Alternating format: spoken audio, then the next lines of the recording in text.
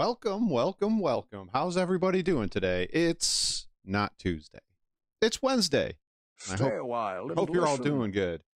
Mason, I see you there. Mason, Pagan, Rakumo. We got Cosmic in the house. I think Cosmic is in the house. I'm using a new chat thing, so I don't have so much open up today. Trying to bring down the resources on the PC a little bit. Allergic is here. Want some good probiotics with this fermentation. All right. Guys, how have you been? I know it's been a little while. Yes. JT! What's going on, man? Hold on a second. Hold on 1 second.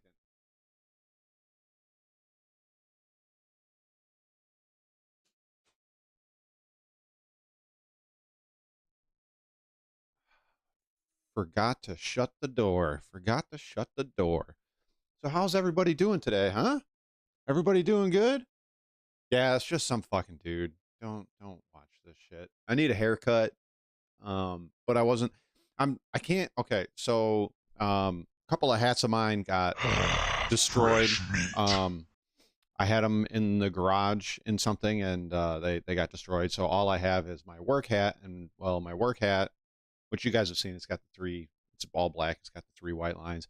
It's getting a little crusty, and I don't want to wear that on here because it's gross looking. Drob, what's up, man? What's going on? Same crap, different toilet. I think you mean shoilet. You mean shoilet. 1980s goth. I was 1990s goth. Sort of goth. Goth light, I guess. I was Blaze 88. I know that's you, Mr. E. Welcome.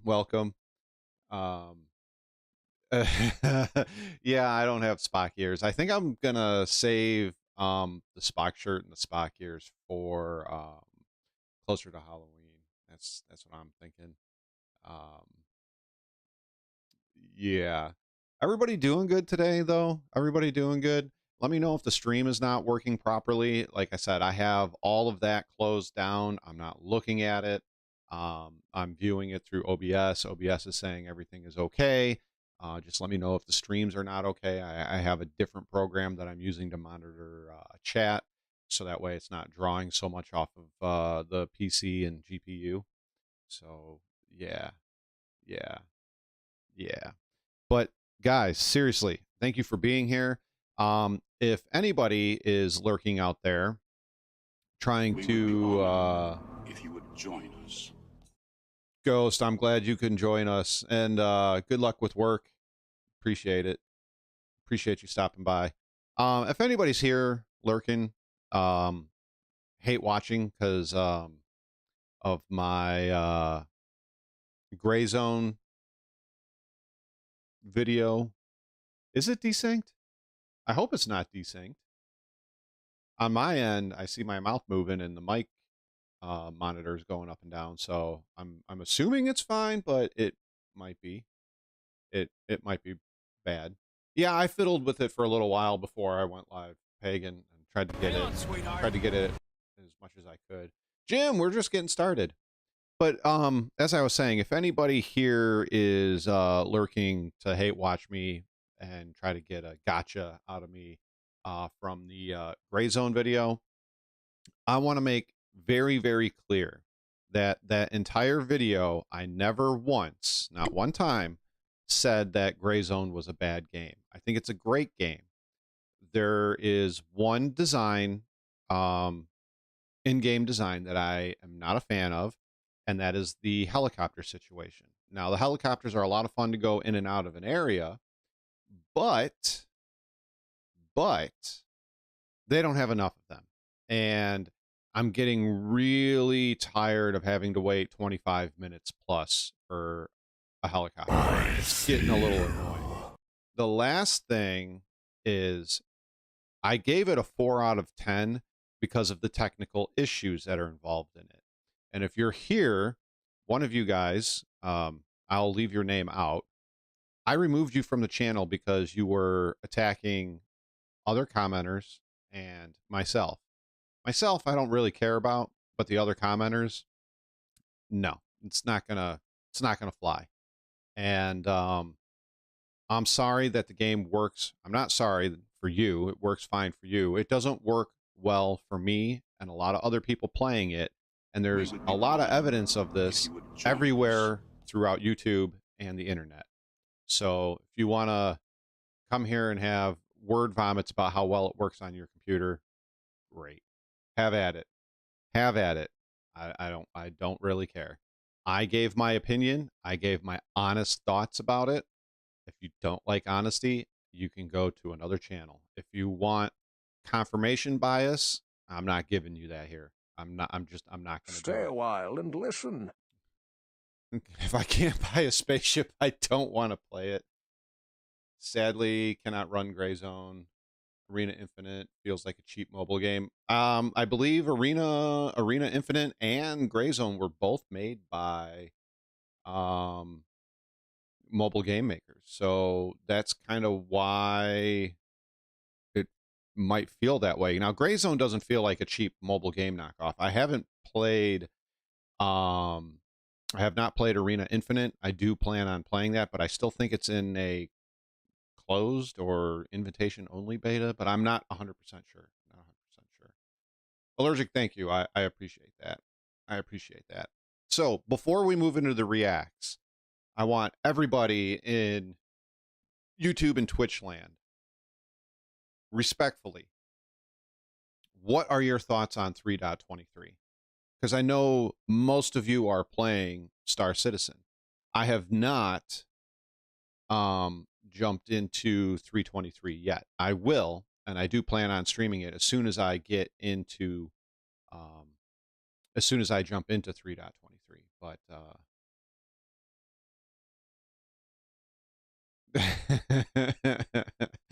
you know what? I should fix that. Uncle Pork Chop, if you can see, Uncle Pork Chop made this for me long time ago.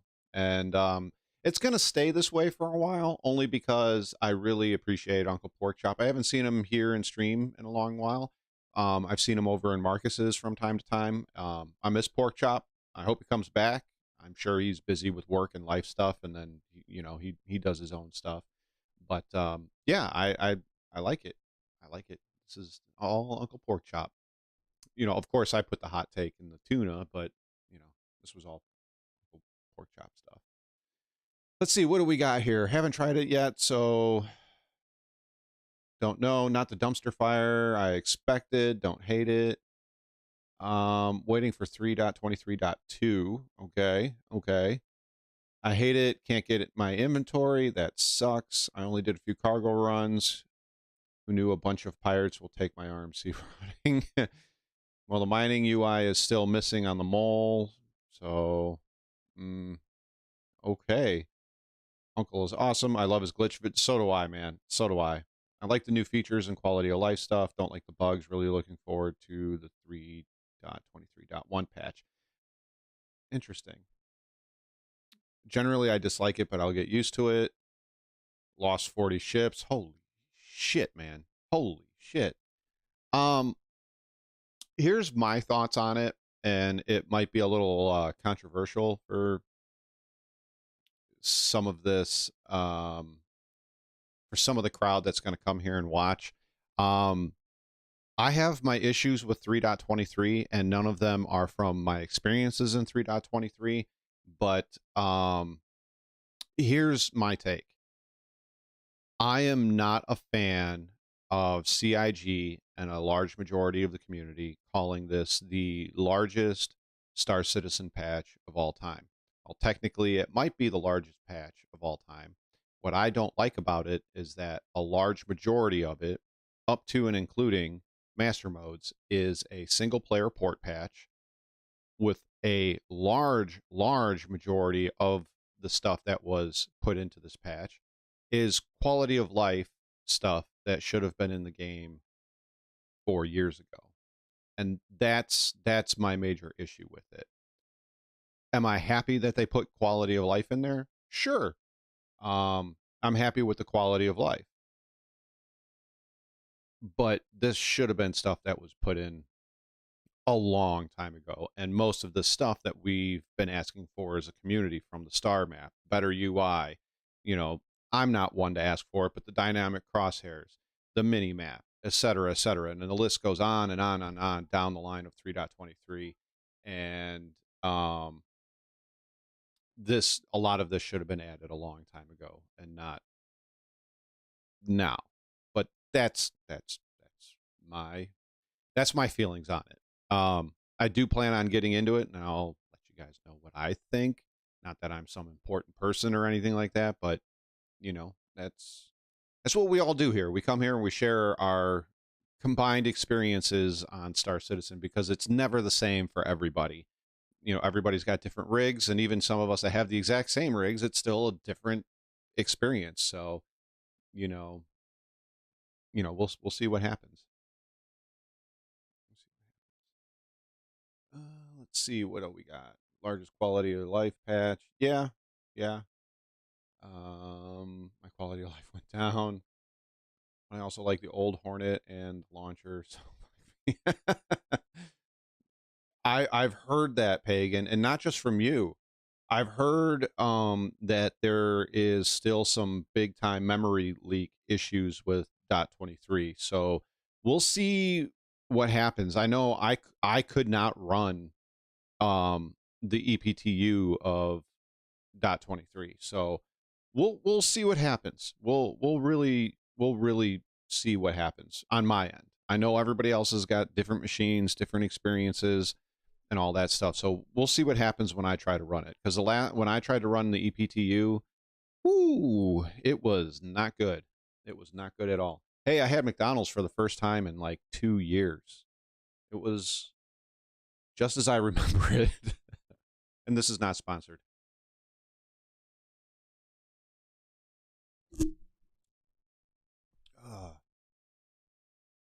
It's a thirsty girl, huh? It's a thirsty. I mean, I like thirsty girls, just not like computer thirsty girls. Anyways, I should stop before my wife walks in here. So, what do you guys think? You want to do some reacts today? Talk about some Star Citizen stuff.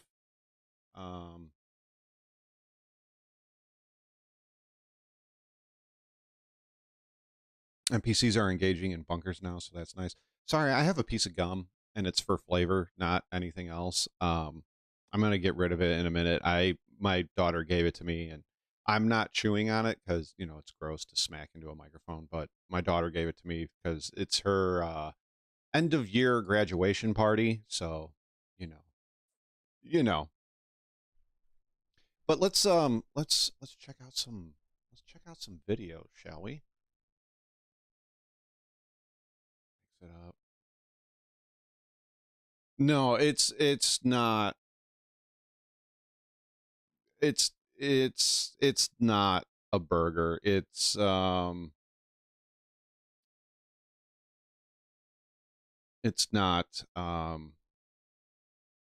I don't even really know what to call it, but I mean, it's not a burger. Like, if I want a burger, I'm gonna go to a real place real with a real burger.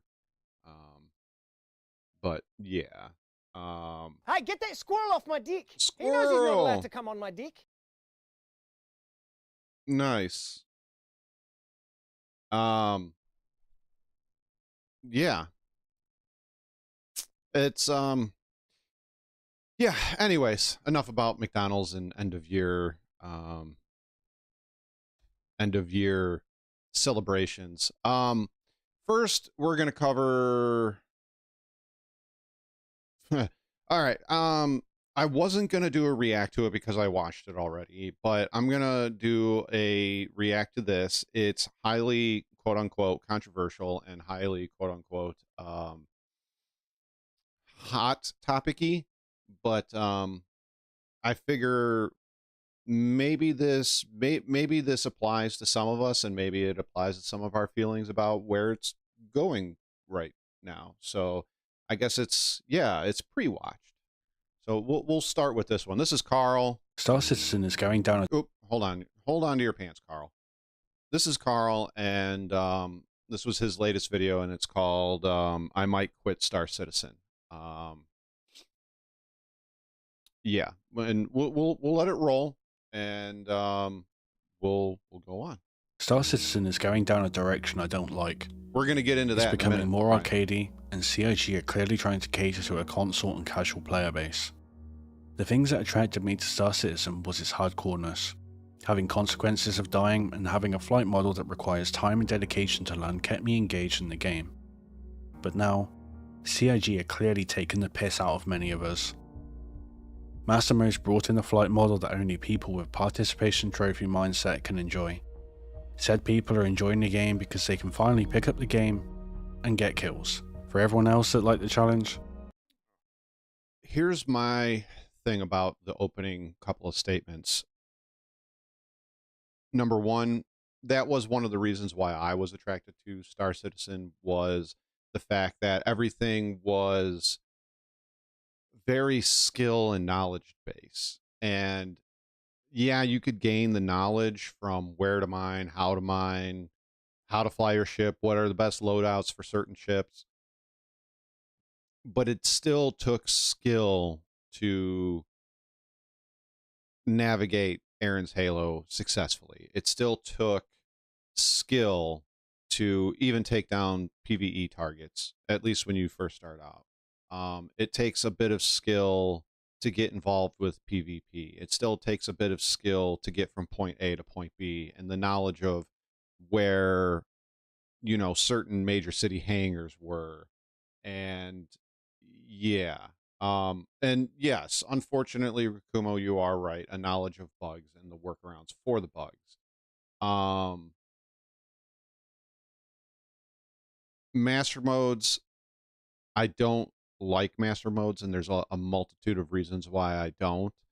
And he did somewhat touch lightly on it. Well, actually, not lightly. He freaking took out a sledgehammer and smashed it into the ground. There are a lot of people that I have seen that have no business winning a PvP fight against semi-decent pilots, getting their wins now because of the way Master Modes is set up. It's basically Call of Duty in space. Who can aim and get shots on target, and it's an aim and DPS race. And I'm not sure that that is conducive to what Star Citizen wants, or what a majority of people want. I could, once again, I could be totally wrong on that. But I don't like it. I like the older flight model because you had to spend a lot of time really honing your craft to become even mediocre at PvP. And there was always more to learn and always more to push yourself. Even the top pilots of the old flight system would still tell you they have a lot to learn. And it's I liked it, and it really made you have to have control of your ship, which, yeah, you had to control the speed, the distance, and all of that, where now it's kind of preset for you, and I don't like that. And there's a few other options within master modes that I really really dislike. I really dislike it. this rubs us the wrong way. But now CIG have really taken the cake by allowing people to respawn in vehicles designed to transport wounded players. There is now little reason to have dropships except for the initial insertion and extraction. We will no longer see dropships entering the fray during longer engagements, and instead see Timmies running around naked to get their equipment more than anything else. The direction Star Citizen is going. I'm not going to get too far into it with the medbed thing. I am not a fan of the medbed change at all. I am very much against it, and we'll get into that later. We'll get into that later. Oh, you're right, Blaze. It's only 7% of CIG's population does the whole PvP thing. And you know, that's fine and all, but you got to remember, for the last year or so, when they started talking about master modes more in depth, and how it was going to work, and then eventually it got into AC, and the PvPer said it was bad. It was a bad design choice. It's not going to work the way they had expected it to work. etc., etc., and they were all called fools, idiots. You're just mad because now anybody will be able to kill you, etc., etc., etc. And it's not about that. If you go into Spectrum right now, Spectrum is on fire in the master mode section because most of the people in that section don't want it and don't like it. And it's not the usual who's who in PvP. And I'm not talking about Avenger 1. I'm talking about people that I see in the verse doing PvP all the time.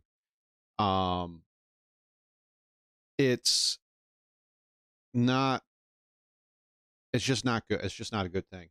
And the medbed thing is now for allergic. The medbeds, starting in 3.23.1, you will be able to respawn in any tier of medbed. So from 890 all the way down to medical Pisces, you'll be able to respawn in any of the medbeds. And I think it's hot garbage that they did that. And I will get into that later. It makes me want to quit and move to another game. Exactly. I'd see more realism in fucking Roblox and Minecraft. Someone must be sniffing bath salts. I'm seriously considering leaving Star Citizen behind.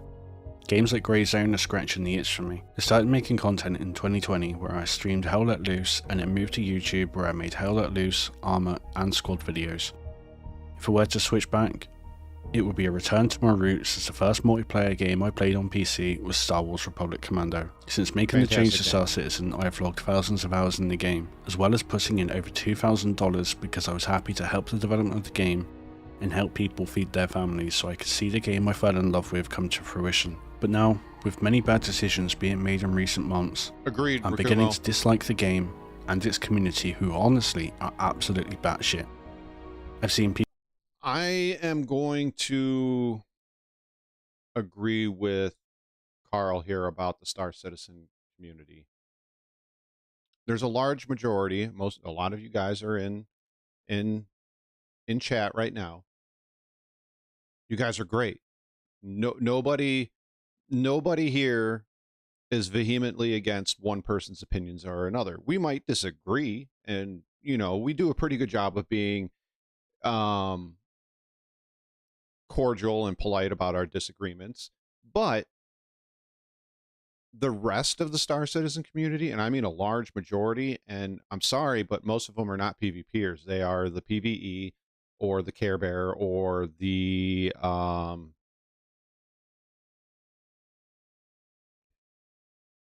toxic Care Bears.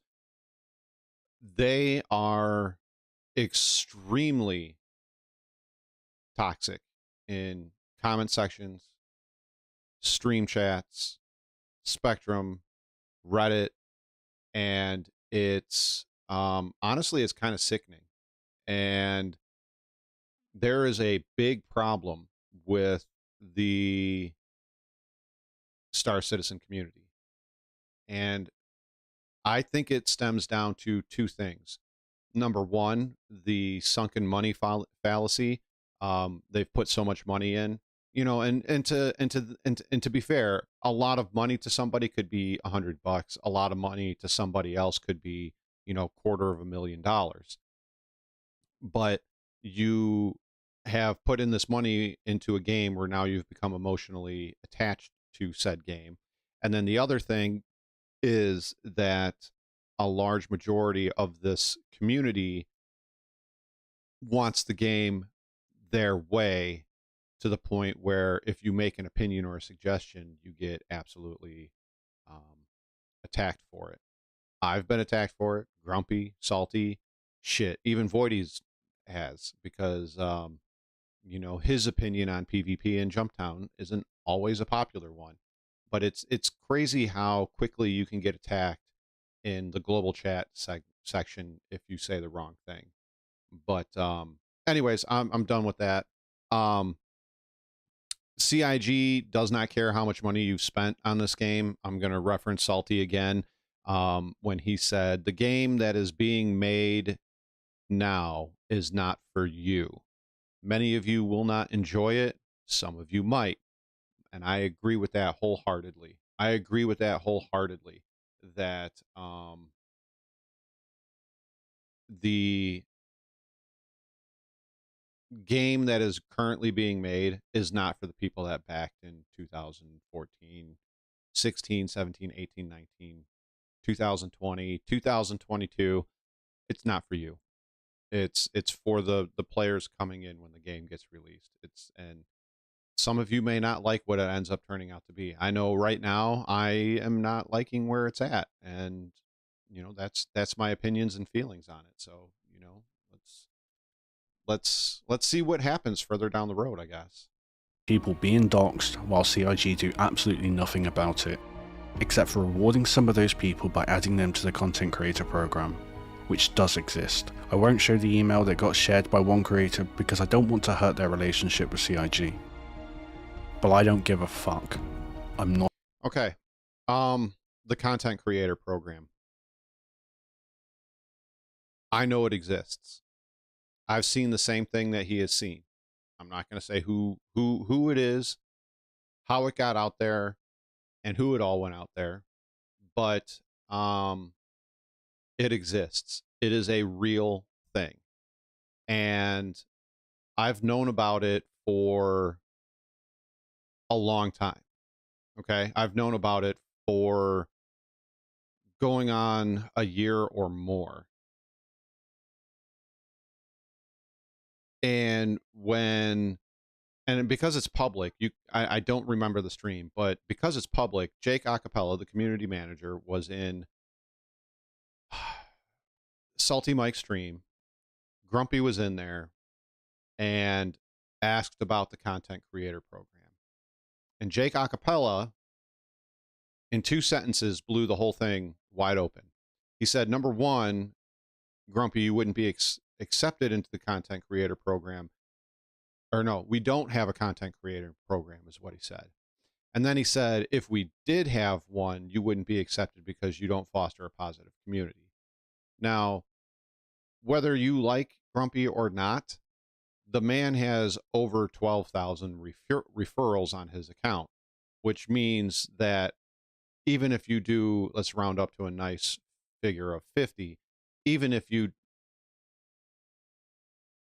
say all those people bought one starter pack, he still brought them well over $50,000. So, you know, it's not like he's not helping out Star Citizen in any way. Yeah, his opinions aren't always have the best opinion of CIG and Star Citizen, but he's drawing attention to them and people are buying through him. So, you know, go figure. You know, he's not fostering a positive community, but yet he's got almost 10,000 referrals and has made them tons and tons of money. He's got over 10,000 referrals, I believe. So, yeah. And then, like I said, even long before that conversation happened, I saw the letter.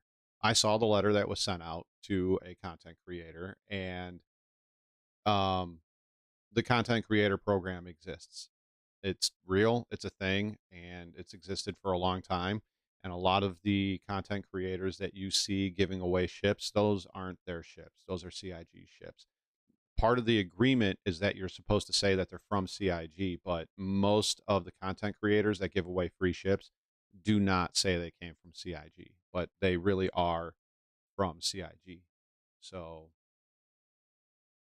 there's that. Like I said, I've seen it, I've read it, I know what's in it, and it's pretty crazy. Not a shill. The program is for creators who foster a positive community to give away ships, whatever. but they must state that the ships are given by CIG, I need a new mic. which many do not. Yep, I'm convinced see, Star Citizen is no longer a passion project, because it really doesn't feel like it anymore. I don't recognize the game I fell in love with. You know, like I said, I don't know how you guys feel. I've been kind of feeling this way for a little while now.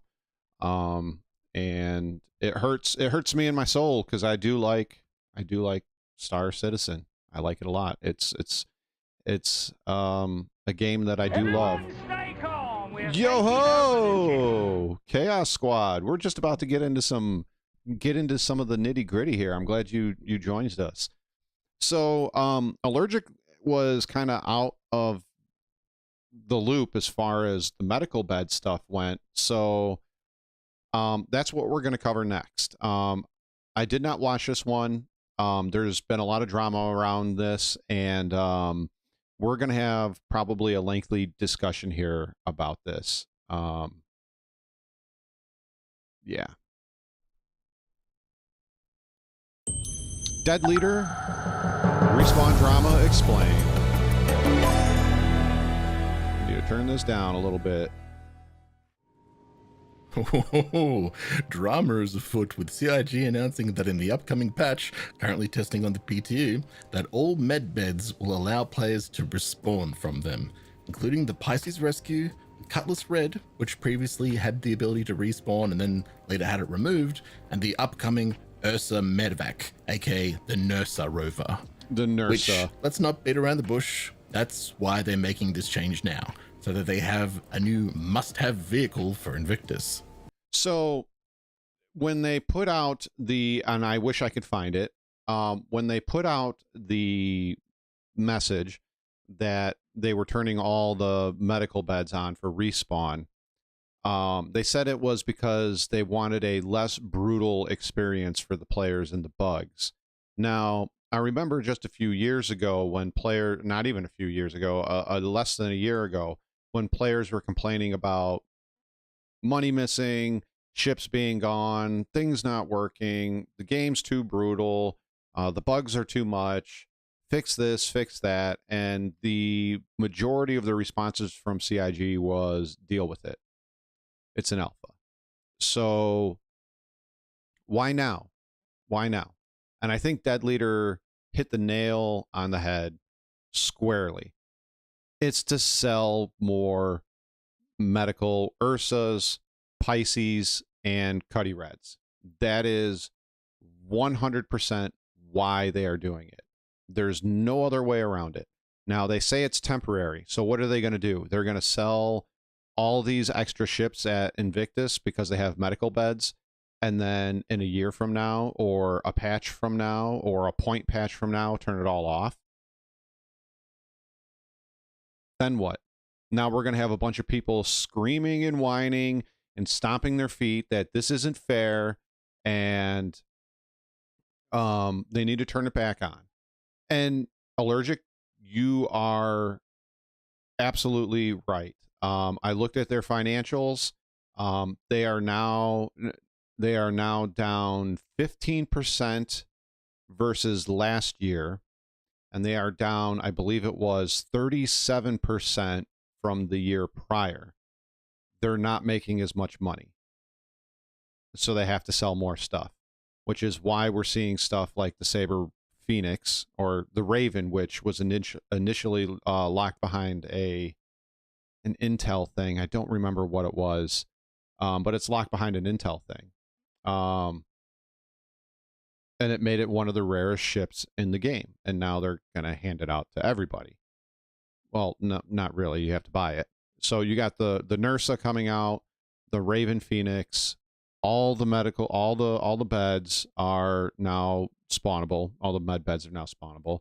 So you're going to see a lot of people buying ships that they may not have bought before because of the medical bed respawn.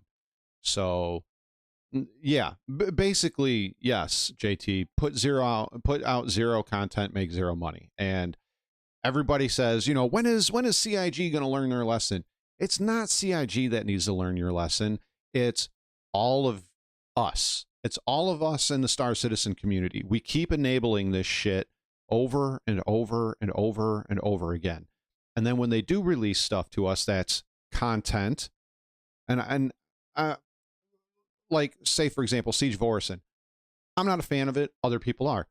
That's good content for those that enjoy it. They really enjoy it. That's good content. And what did they do? They ran it twice, shut it off, and it stayed off for a year. And it went back up early or late last year. And a lot of people could play it. A lot of people couldn't play it. We had more of the same issues that we had before they turned it off. So you know, I don't think that our best interest as backers is being upheld. That's what I think. This is being met with an extremely mixed response, with some people loving it and others absolutely hating it. For the sake of fairness, though, I'm going to come at this with as little bias as possible.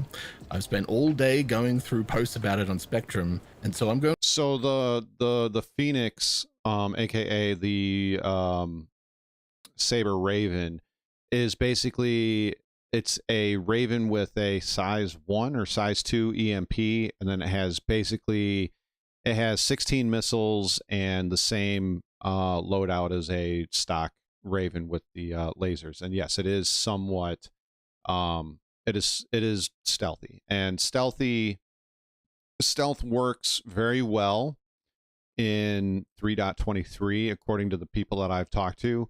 If you outfit a Saber with stealth components and keep your EMs low and your IRs low, you can swoop in, take some pot shots, and fly off, and then somewhere right around 900 meters to about 1.2K, you completely disappear.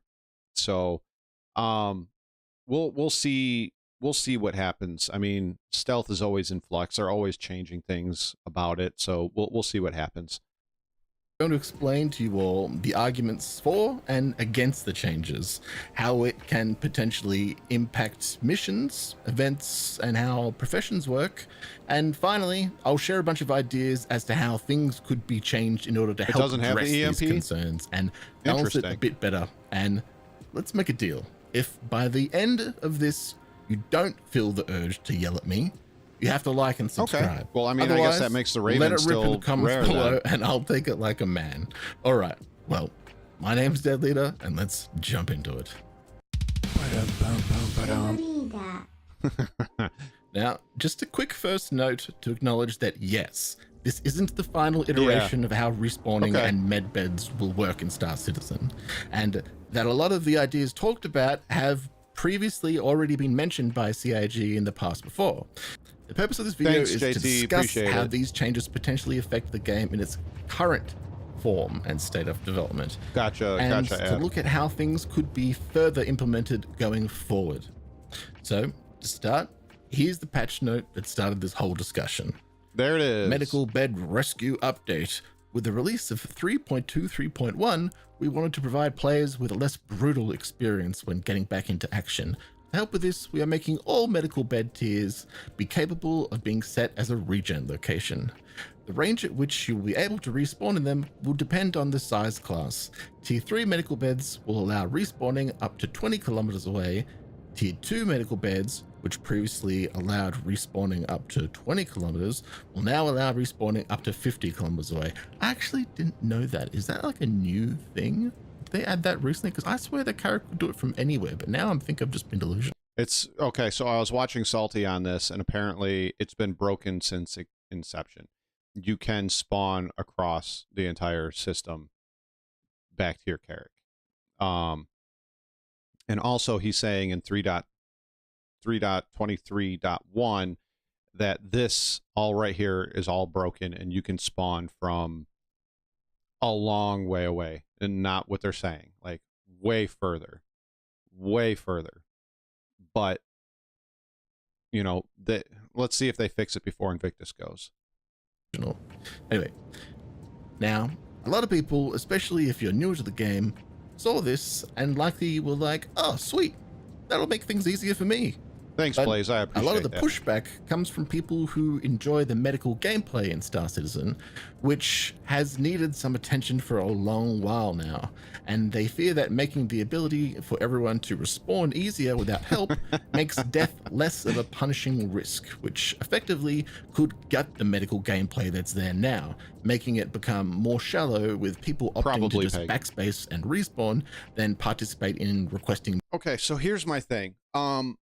How many of you guys, when you get downed, actually put up a med beacon? I don't. It's pointless. It's pointless. You wait around for a half an hour for somebody to pick it up, and then you got to wait around for half an hour because you got downed on some bunker on Clio or something like that, and they're all the way at Microtech, 52 million away.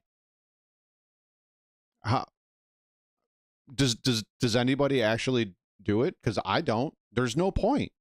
There's no point. You're literally going to be sitting there for an hour minimum. An hour. Nobody does it. Like, and then, like I said, once in a while you get one person that's out there doing them. Do you like to use MedRunner? Oh, I feel sorry for you, Drop. But yeah, most of the time, 99% of the time. Listen. Spartan! What's going on, man? How you doing? I don't use MedBeacon. Almost nobody responds to them ever. And when they do, they're like 50 million away. And I don't just, I just, yeah. I pretty much just backspace. That's it. Oh, for sure. They definitely will now. And here's the thing with the med beds. I'm sure he might touch on some of this. If this was a response to, you know, everybody backspace, maybe we should, you know, fix the medical gameplay. Oh, I have a great idea. Let's just make everybody have a respawn bed. That kills off the whole, you know, rip med runner. I don't know if you know or not, but I have a long standing thing with med runner, even though I haven't played in like 3 months. That just kills any quote unquote medical org's mission. Like that now they have literally nothing. And in a sea of no med beacons, because nobody ever uses med beacons, it's just easier to backspace and go corpse run if your body happens to stay. So there's that. Now the medical beacon, or excuse me, the med beds are also going to you're going to see a lot more med Pisces and Cutlass Reds out there than ever before, which is not necessarily a bad thing, but those things were never, ever, ever supposed to be, at least in my opinion, should be for respawning. They're mobile. They're supposed to be an ambulance. They're supposed to get you from the hot spot where you've been wounded to fix up some of the injuries that you may have to get you to a more advanced medical facility, whether it's on planet, on a ship, on a moon. But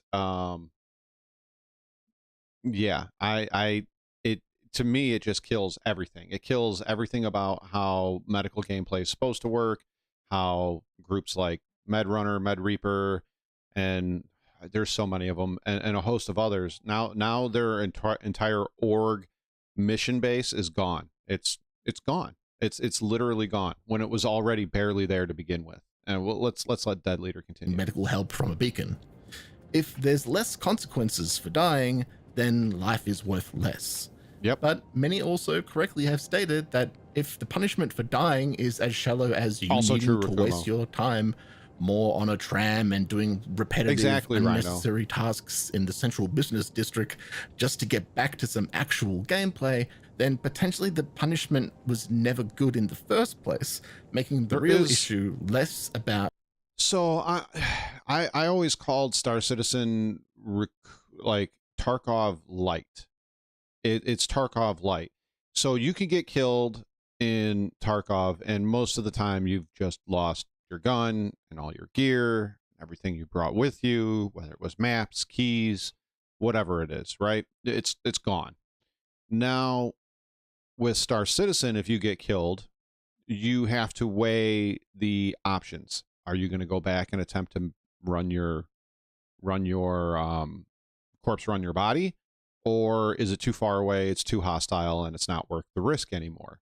And I enjoyed that about Star Citizen, but with this, it kind of just makes it pointless, because now I could be running bunkers on, like I said, what name a planet, like or calm and reasonable person, are you? a calm and reasonable person. I get it, Chase. I get it, Chase. I don't like the way this is set up. I think it's doo-doo. You're going to see a lot of, like I said, Med Pisces and Cutlass Reds parked outside of bunkers, and they're just going to keep running into the bunker, dying, run back, die, and attempt to get their body. And like I said, I really don't like it. I don't like it at all. I think it's a bad change, even if it's temporary. I don't like it.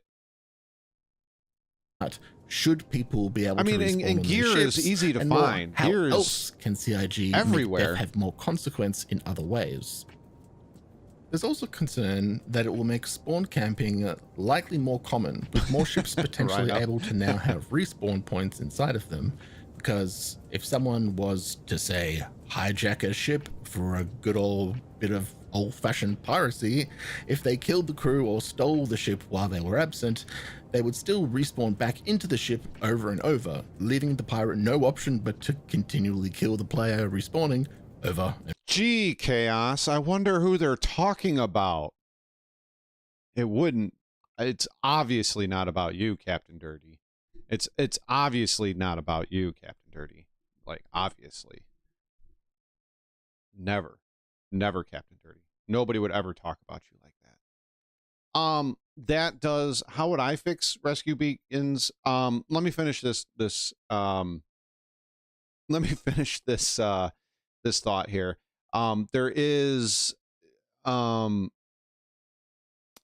if they're going to do this, with pirating being as prevalent as it is, they need to have a way for you to hack a medbed and turn it off, or destroy a component somewhere in the area where the medical bed is to shut it off, or just have a switch that you can turn it off. So that way, if somebody has lost control of their ship, the people that took control of it can keep them from respawning indefinitely into the ship and having a situation that Chaos Squad ran across. So I'm hoping that gets addressed. Now, how would I fix medical beacons? Now, this is going to have a little bit of hopium involved. Rhino. Yes, I said Captain Dirty and Carrick. So one of the things that I would do to change this is, well, what is a majority of the problem with medical beacons, right? Why do we say we don't really put them out? Because almost nobody ever takes them, and if somebody does take them, it's because they're on the ass end of the universe, right? So server meshing, yes, I know, hopium, I know. But if server meshing ever comes online and now you have more players in an area, if you die on, say, Aberdeen in a bunker, so I don't think Aberdeen has any bunkers. So let's say you die on Walla, and there's lots of players in and around Walla, or on and around Walla, on and around, what's the other one over there? It's Walla, and I forget the name of the other moon over there. And or on ArcCorp, then they could see your beacon and get right on over there. And it's not that big of a deal. There's, let's say 200 players in that area. Now the chances of your medical beacon being taken goes way up. So I'll believe it when I see it. I think we'll get dynamic server meshing by the end of the year, possibly in a EPTU, like the third week of December. Possibly. That's when I see it possibly happening. Oh, nice, Just. Nice. So there's a server meshing thing, and then finally, Death of a Spaceman. If that ever does get introduced, and listen. Meek, what's up? If Death of a Spaceman does get introduced, then you're going to see the amount of medical beacons going up, because people don't want to die, right? They don't want to lose their character. They don't want to lose a majority of their reputation. They don't want to have to pay. I'd have to go back and look at the page again, but there was talks of storage fees and deterioration of your items and ships and components and all of that. So you won't have to, you know, the more you can get saved, the less likely you will get charged with the death. And then after, you know, 5 or 6 deaths, you have to delete your character. Well, not delete it, but that character is dead, and you create a next of kin. So I think server meshing and Death of a Spaceman will increase the amount of medical beacons being used. So, but I don't think a majority of the community actually wants Death of a Spaceman. So I think when Death of a Spaceman actually becomes a reality or close to becoming a reality, you're going to see more pushback against that than you would against, say, master modes and some of the other changes that they've made throughout the years. But Death of a Spaceman is, you know, I agree with that too, Rhino. I agree with that. But I think once Death of a Spaceman becomes more of a reality, you'll see less people throwing their lives around like they do now. Because let's face it, what's one of the fastest ways to quick travel?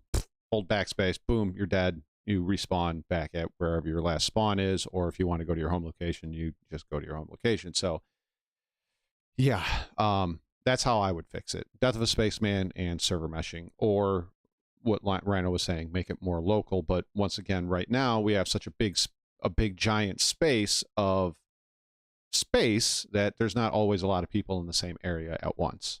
And over again, which this was the center of a hotly debated drama last year, where the same thing happened Cybernetics in the would be cool. Carrick Medbay, with the pirates being the ones who ultimately got in trouble for what was classed as griefing, even though, what were they supposed to do? Let them take a gun out and just kill them? And by the same token, what was the respawning player supposed to do? Since it was their respawn point, they had no option to not respawn there, making the game unplayable for them until the pirates had moved on. That's They should probably make an option for you to respawn at your starting location if you die too many times in quick succession, to be honest. Just saying. They should make a way for it to just turn won't need to respawn at Grimhex as punishment as often, with the limitation of only being able to respawn there being one of the core mechanisms of self-regulating piracy and griefing outside of the prison mechanic. Knowing that if you defeat a criminal, but prison isn't even that big of a deal. Depending on where you are, it's more of a would speed be sent bump potentially far away, or at least somewhere you could count on, giving you time to leave the area if you need to.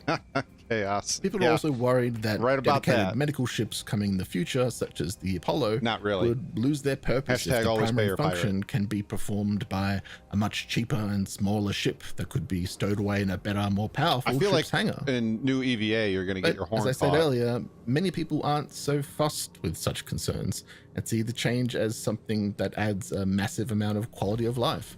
I like the helmets where the eyeball hangs out. Arduous travel time if they prepare for it. It could potentially inspire bigger player-driven battles to naturally take place, allowing more people to gather on an area such as Ghost Hollow or Jump bodies Town, and then wait for Medrunner to get called in. What would those missions be like if they did become bigger hot zones of action? Paramilitary, many, medical, that's an exciting possibility. Previous respawn ships were large, laborious to move around, and very expensive, both in and out of game, making the ability to have a personal respawn point something that could be seen as paywalled to most players, and that these changes actually added value to cheaper and more commonly available ships such as the C8R and Cuddy Red. I think the C8R is going to quickly become one of the most, I don't know about pledged, but one of the most quickly bought in-game ships with these changes. Like there's so many people are going to buy C8Rs now, and they're like 978,000. It's not that hard to get to that. And I think I think those are going to be a big deal moving forward after the 3.23.1 patch. So be on the lookout for them. They're going to be everywhere. I guarantee you they're going to be everywhere.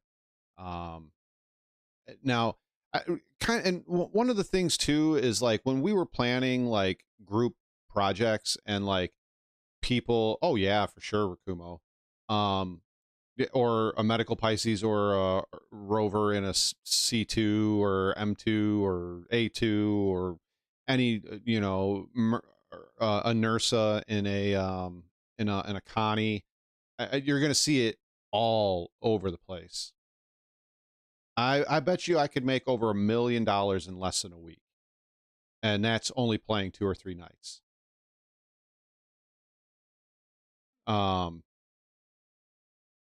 The where was I at? I don't know. The org stuff or group stuff and needing a Carrack or an 890 for a spawn point was something that was unique and cool and kind of made it like, I don't know, like, hey, you're setting up an org or a group thing or a Discord community thing or an org thing, and it's like, well, who's got a Carrack? And only like 2 or 3 people step forward and go, oh, I got a Carrack. And now you're like, ooh, yeah, we can do this thing, or an 890 or whatever the ship was of the 2 that you could respawn in, and it made it really cool. Oh, I agree, Drop. I agree, Drop. But I still think that this is just to boost sales. It really is just to boost sales for their Ursa and a few other vehicles, because they said it's temporary. I doubt it's temporary. And if it is, well, then, so be it. I still don't like it. And in all seriousness, I can't believe they're taking a step backward on this. There's 100% chance the campers are going to get stuck in death loops on Carracks and 890Js. Oh, yeah. Oh, yeah.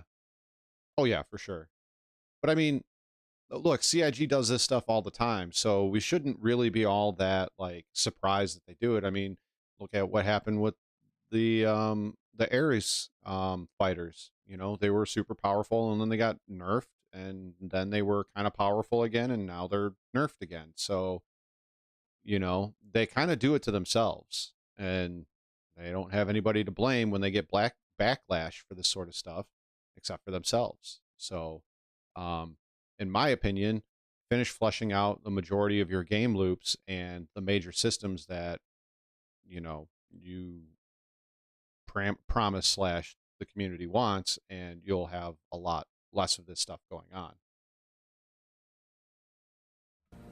And with the new physical inventory and freight elevator changes, spending some more time to prepare and load your ship up with supplies change, but means when you do head out on it's a positive change for a lot of players, but it still, in my opinion, makes the game less hardcore, even though it's not even really that hardcore. So I don't know. I really dislike it.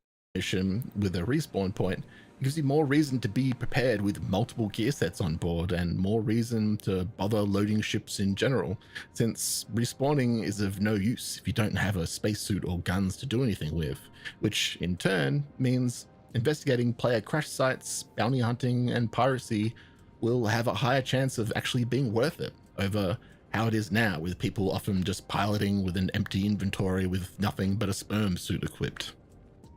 Vehicles like I don't know about you, Dead Leader, but when I was going out pirating, we were finding ships all the time loaded with all kinds of goodies. Now, yeah, we couldn't.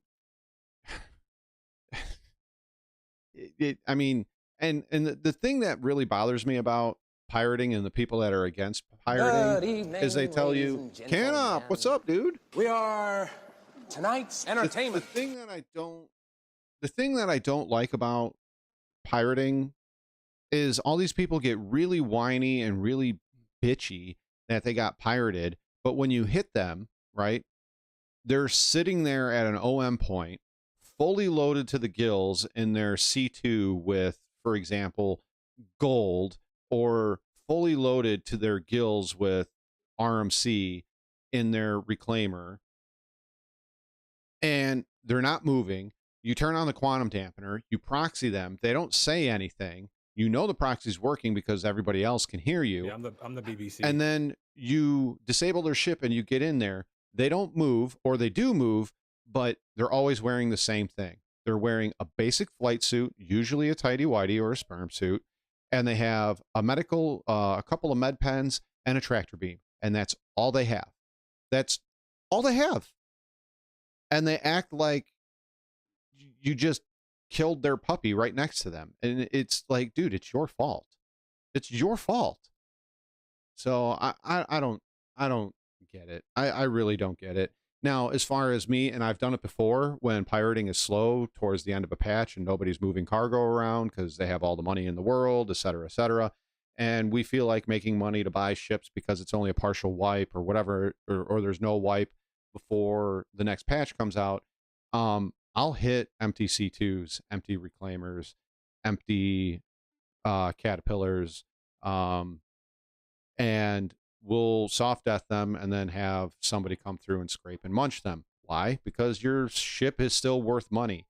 That doesn't mean I just griefed you. I'm just, taking your resources. It may not be because you have cargo on board, but your ship is still worth money to me, even if it's in a bunch of pieces in boxes in the back of a reclaimer.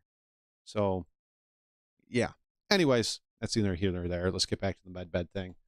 NERSA also potentially gives more depth Make sure to you check ground out vehicle gameplay. Meek, For a long time, people kind of just shrug Marcus, off ground vehicles, Chaos, seeing and them I think as Squirrel's in more here, toys Pagan's in in-game here. Make sure you guys with go and check all not of much them real out. point in actually using them. But if you're now respawning in a ground vehicle somewhere, you're likely going to need other ground vehicles to actually get you back to the place where you died. Rhino, I don't think that's what he's talking about. 3.23 came out, you actively lose oxygen levels when you're outside of a vehicle or building. It is. And from my tests, you can only make it about 7 kilometers before you run out of breathable air and just die. Is it? It also makes it much easier to retrieve Rakumo? your gear when you die. I heard I've the lost count RMC of times where I'll die somewhere far from a respawn point, take 20 to 30 minutes to ready myself up again with I think it's gear, more about scraping get now. back there, only to die again for some stupid reason I had no control of, and have to do the whole thing over again. But by then, you feel it's too much effort to bother do it all over again for the initial reasons, but you've already lost so much stuff in both times trying to get back there that there's a sunk cost fallacy where you've already lost so much gear from previous attempts that you're trying to just get some back to break even. Also, things... But once again, I don't understand the whole gear fear thing in Star Citizen. Like, okay, right now I understand sub gear because if you die and you can't get it back, it's gone until the next patch. Or if they, allow you to character wipe, or character reset. But that being said, dude, there's gear everywhere. Like, it's everywhere. It's in the shops. It's at the mining outposts, in the loot boxes. It's in bunkers. It's on guards. It's everywhere. Like, I don't understand this whole, oh my God, I lost my gear. You can go and re-gear up, especially after you make a couple of grand. You can go and re-gear up so fast. Like, it's ridiculous. I don't understand the gear fear in this. Now, a game like Tarkov, DayZ, Gray Zone, Rust, and other games like that, then yes, I understand the gear fear behind it. I lost that gear fear very quickly, not because I died a lot, just because I understood how the game works and what's expected of me when I die, how to get to that stuff again. Was it a setback? Yeah, of course it was. But, I don't know. Like, there's no reason to have gear fear. And as somebody, now I don't know about the audience that Dead Leader keeps, but I know Dead Leader, there is no way that his inventory isn't 18 pages long of just guns, 18 pages long of just armor. I guarantee you he's got more stuff than he'll ever need or use in an entire patch, even if he stops buying stuff. So, I don't know. I think eventually we're going to move back to that unless you have special insurances, Rakumo, both in-game and outside of the game. But, break less when you don't have to load how them to lose in and gracefully. out of the game. Yes. It almost feels like yes. it's more often than not that you'll load into an area where you died only to be witness to your corpse phasing through the planet mesh and falling to the planet's core, lost forever, wasting your gear and your time it took trying to even retrieve it. And as I said earlier, the medical gameplay has needed a lot of work for a long time. The thing I don't like about the medical gameplay in Star Citizen is if you're using the med pens, okay, we all know what the red one does. But outside of that, and I would have to refresh because there's not really a need to use med pens when you have a med gun and all you do is hit B, look down, click auto, and then shoot yourself with said med gun, and everything is fine for the most part. But all it is match the color to the symptom. So, you know, and I don't remember all of them, but, you know, blue is oxygen, purple I think was for head trauma, or may have been for broken legs and stuff. But anyways, you just match the color and inject yourself in the ass and move on. And it's not fun. I like games like Tarkov, DayZ, Gray Zone, and many others that do this, where if you break your arm, you have to make a splint and put the splint on. If you're in pain, you have to take pain medication. If you're sick and nauseated, you have to take the appropriate medicine. If you got shot and you're losing blood, you got to put a bandage on. Like, I like that about those games, where you have to do the appropriate medical thing to take care of yourself. Whereas in Star Citizen, it's one of two things. One of two things. You beam yourself, or beam beam the person that's with you, or match the magic color to what they need and jam them in the ass, and there you go. So yeah. Oh, that's funny, Rhino. That's real funny. That's real funny. Some kind of happened like that to Marcus. Long story short, we got rammed while on a mining pad, and he was like half into the mining pad, half out of the mining pad. It was a really awkward looking position for his body to be in. I tried to get it out of the concrete, but it just wouldn't work no matter what I did. With many players actually fearing asking for a rescue without a better reputation system in place in the game, with many people afraid that their rescuer may end up being their executioner, and that these changes mean less lying on the ground waiting for someone to potentially never even come for you. Now we get to the ideas part of changes to the balancing that could make this a lot better for everyone potentially. And some of these are things that CIG themselves have said is coming eventually. So take that as you will. Like implementing a limit on a number of respawns a vehicle can provide at a time. Logically, like every other resource on a ship, there should be a finite amount of the human juice that they use when cloning a human during the respawn process. So it makes sense that, like with ammunition and fuel, it's something that should run out and be recharged at a landing pad, making when and how you use it something that you need to take into consideration, and would stop infinite spawn camping from taking place. Quantum dampeners could be made to... I don't think the spawn camping is going to be as prevalent as they say, but who knows? Block respawning, and EMPs should be able to shut down respawning for a time period. This would help add more gameplay options, with people having a potential counter to the problem of the enemy respawning and giving them a clear counter to the counter. I still think like putting a tire claw in there would break it, or a med bed to disable respawning. A way to shoot the components out. A clear and achievable something. Objective to counter infinite respawning, so they don't need to spawn camp, avoiding the great respawn drama of 2023, and plays perfectly well with the upcoming resource management gameplay being introduced. They could make it so that players could clear the respawn from a player's medical terminal. You used to be able to. Your vehicle, or use a tiger claw to sabotage respawns, potentially shutting down its ability to respawn until mended. They could make it so that one bed can only be set to one, or maybe just a few players to respawn at, so you don't have a clown car situation happening. That's true, but like let's say you're pirating a Carrack and you're removing the cargo from it, and you killed the pilot, and now he's just respawning and respawning and respawning and respawning. Well, then you can't just blow it up because you're still trying to move the cargo off of it. So that becomes an issue. Now, granted, I understand that that's not going to work with a Cuddy Red or Pisces because, well, there's no cargo to move off of it.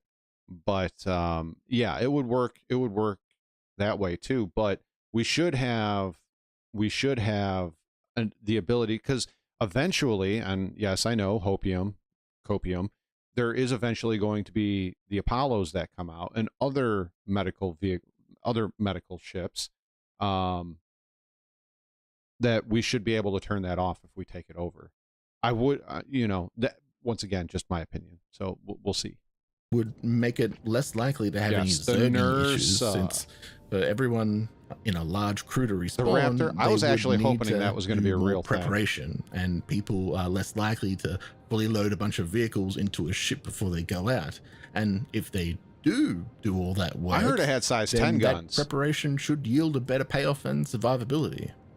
They could institute a respawn cooldown on medbeds. Will do. If there was a 10-minute respawn cooldown, it would give players an active reason to still consider calling for assistance, even if they have brought a medbed along with them. Off the presses. Now they could straight up just fix medical beacon reputation.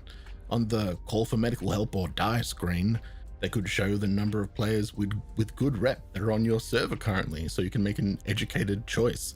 So players that don't even have a med bed, I have more confidence in placing a rescue beacon down where they would normally just backspace away, like I know a lot of people do.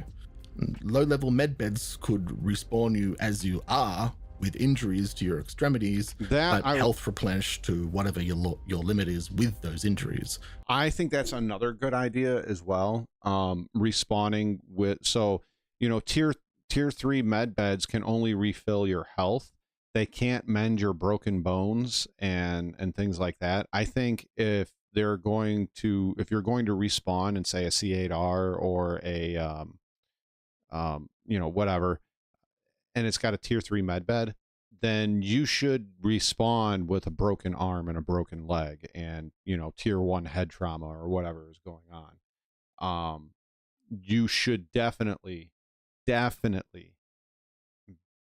be respawn like that. But once again, we know it's not gonna happen.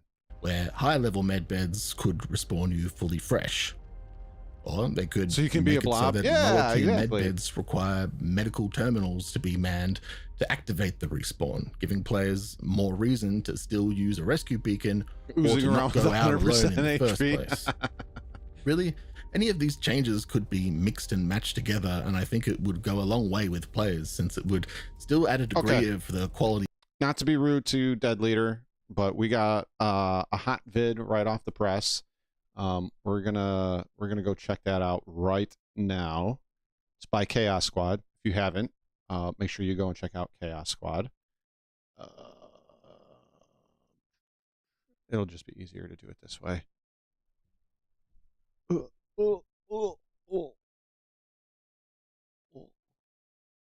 Copy link. Paste the link. Go to link. Pirates are Chaos Squad. Pirates, then they both suck and I hate them all. You're being pirated by Chaos Squad. You're being pirated. Fired upon. Let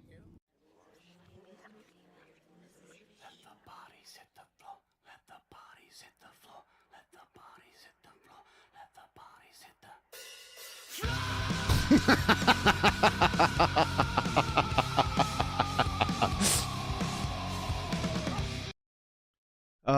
that's fantastic. That is fantastic.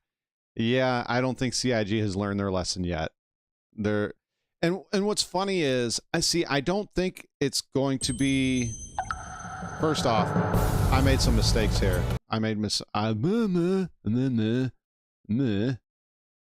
some mistakes here. First, we're gonna share Dead Leaders. Get that over there.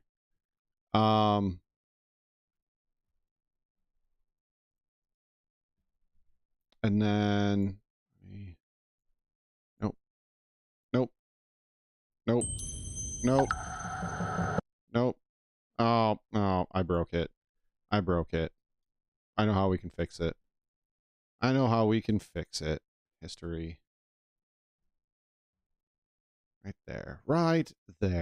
Share. We're going to share that with the chat.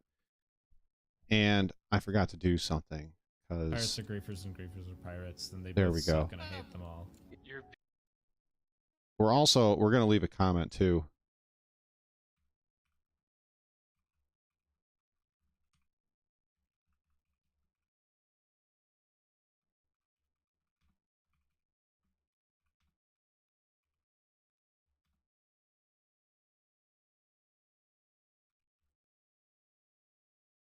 There we go. I said, why aren't you banned yet? You're a medbay griefer. Wah! There we go. Just make a medbay. You know what I miss? Pops, what's up, man? You know what I miss? I miss medbed deathbed. I miss medbed deathbed. Why don't we have medbed deathbed back? Oh, why look at why it, Arya. why is the starfield? Why is medbed deathbed not a thing anymore? We need medbed deathbed back. That was such a fun game to play while we were waiting inside the stations. Like, come on. Come on. Good, I didn't forget about you. I am not the biggest fan of 3.23. A lot of it stems from master modes. I really don't like it. It's I don't know. I'm not a fan. And a lot of the stuff that's in there, I had said it earlier that this is a quality of life patch, the largest quality of life patch from a single player port that Star Citizen has ever had. But a lot of those quality of lives should have been in Star Citizen a long time ago. So yeah. Let's see. What do we got? You know, I wouldn't be doing my due diligence if we were going to sit here and talk about video gaming, CIG and the way they monetize and things like that without talking about Tarkov. I'm sure a large majority of you know what happened about 2 weeks ago with Tarkov. Maybe it was 2.5 weeks ago now, but it was relatively recently. And if you don't know, well, let's watch Level Cap and find out. This is called, I think, Tarkov Killed Itself. Oh, and you're welcome, Chaos. Escape from Tarkov, For sure. You're welcome. A game that has captured the minds and wallets of gamers from all around the world, has announced a new version of their game that adds base minds and wallets. I don't Level, you play Star Citizen. You know more about wallet capturing than anybody else when it comes to Star Citizen. Basically a new offline co-op mode and disgusting pay-to-win mechanics in exchange for 250. The star map. Before we get into this, the star map. The star map from everything I've seen is the old star map with the facelift with a lot of the exact same problems. So, fresh meat. We'll see. Yeah. You think Eve is a bigger money sink? Probably is. I don't know that much about Eve, but also hello and welcome, Carly. Yeah. Tarkov. I find Tarkov very fun. The problem is that I can only play it for about 1 to 2 weeks after they wipe, and then I get left behind to the point where I can't play with a majority of the players anymore because they're all ready to level 3 and 4 traders. They're, you know, wearing the best of everything and shooting the best of the best of everything, whereas I am not, and it's a very difficult hill to climb unless you're going to play every day for hours on end, and I don't have that time to do that. And so a lot of the times I find myself playing single player Tarkov, which is still a pretty enjoyable experience, and I do put the bots on the hardest difficulty level, and you know, they don't act like players, but they are really close, and they will absolutely smack the crap out of you if they see you. So yeah. $50. And as if that wasn't despicable enough, if you bought their original $150 version of the game, Edge of Darkness, which claimed to include all future DLCs, you may miss out on some of the looks like they pulled a CIG right there.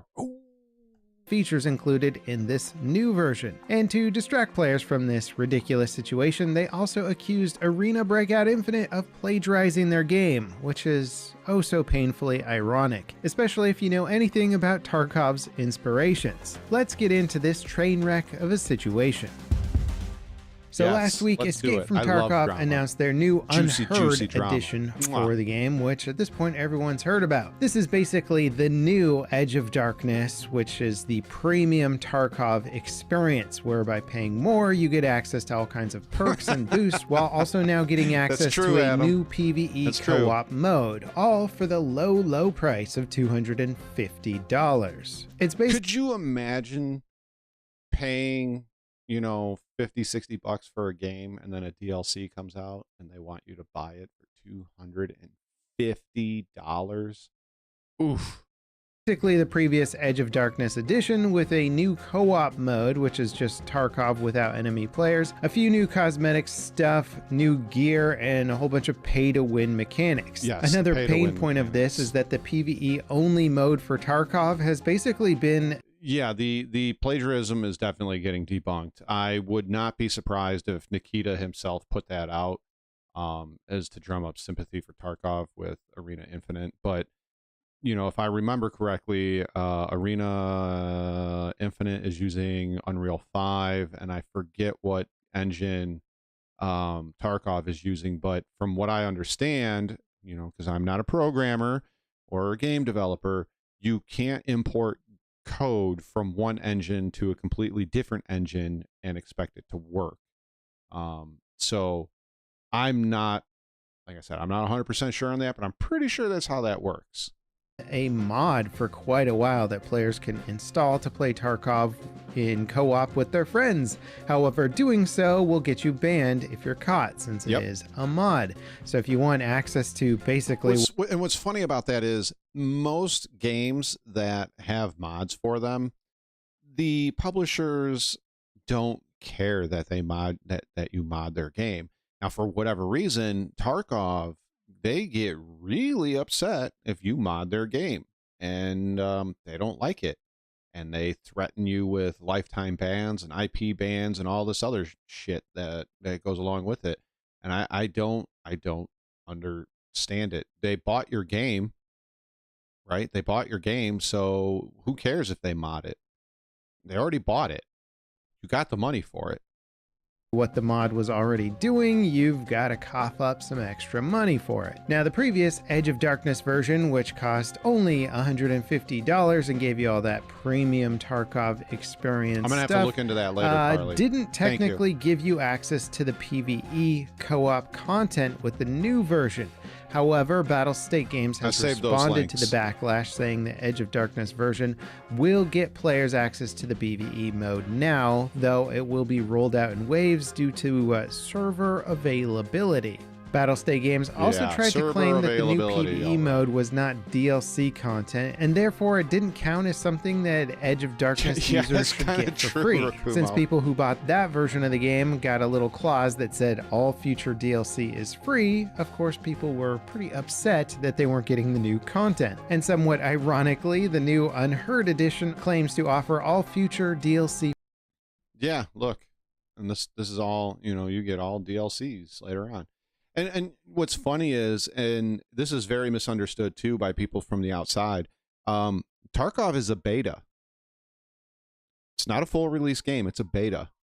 And it's suffering from a lot of the same, there's a lot of parallels you could draw from Star Citizen to Tarkov to Gray Zone, because, you know, Gray Zone is early access, and it's you know, it says it is. I still don't agree with anybody that says when I have problems with a game that is technical issues within the game or poor design choices that are in the game, and I bring them up and I get immediately hit with, well, it's early access, or it's pre-alpha.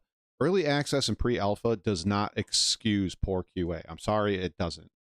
You rush the game out, you put it out, and things don't work. That's your fault, not my fault. That's your fault, not my computer's fault. Early access is especially from community members. I'm not talking about the game developers. It's community members that are sucking on so much copium that are the first ones to be like, oh, it's your computer, or it doesn't have any problems because mine runs it fine. And we'll talk specifically for what I know, Star Citizen and Gray Zone. There are hundreds and hundreds, if not thousands, of videos out there on how to set up your computer. And I'm not talking about just in settings. I'm talking about within Windows and all the other stuff, and within your GPU, to get the game to run more optimized and better than what we are currently getting. So, you know, it's not my computer. It's not all the time, but fix your shit. But yeah, this is a beta, and it's been a beta for 8 or 9 years now. For free as well. Sorry about that. Just rant. know that whatever DLC means to Battlestate Games probably isn't what it means to you. In fact, it's not really defined, so it could mean just about anything at this point, unless of course they get and their I do feel sorry for you. Now, opinion-wise, I don't even know where to begin with this one. The price point for Premium Tarkov is just wild. They're absolutely banking on their player base to be so fanatical that they'll cough up that money for a bunch of pay-to-win mechanics. There isn't any sort of crazy new features. The PvE stuff is fairly... I mean, maybe it is for you, Rhino, but I'm still seeing on Spectrum and Issue Council that there are memory leaks for a lot of people, and it's hogging CPU and GPU. That was the whole reason why I couldn't play EPTU, was my video card was being used at 88 to 94%, and my CPU was maxing out at right around 98%. So there is something going on with Star Citizen, and it's not affecting everybody, but it is affecting some. I've downloaded 3.23. I haven't played it yet. 2 reasons. One, I'm just not really that interested in Star Citizen at the moment as far as playing it. I love covering it. I love hanging out with you guys and talking about Star Citizen, but I really just don't have an interest in playing it right now. I think, you know, we're supposed to be talking Tarkov, but as far as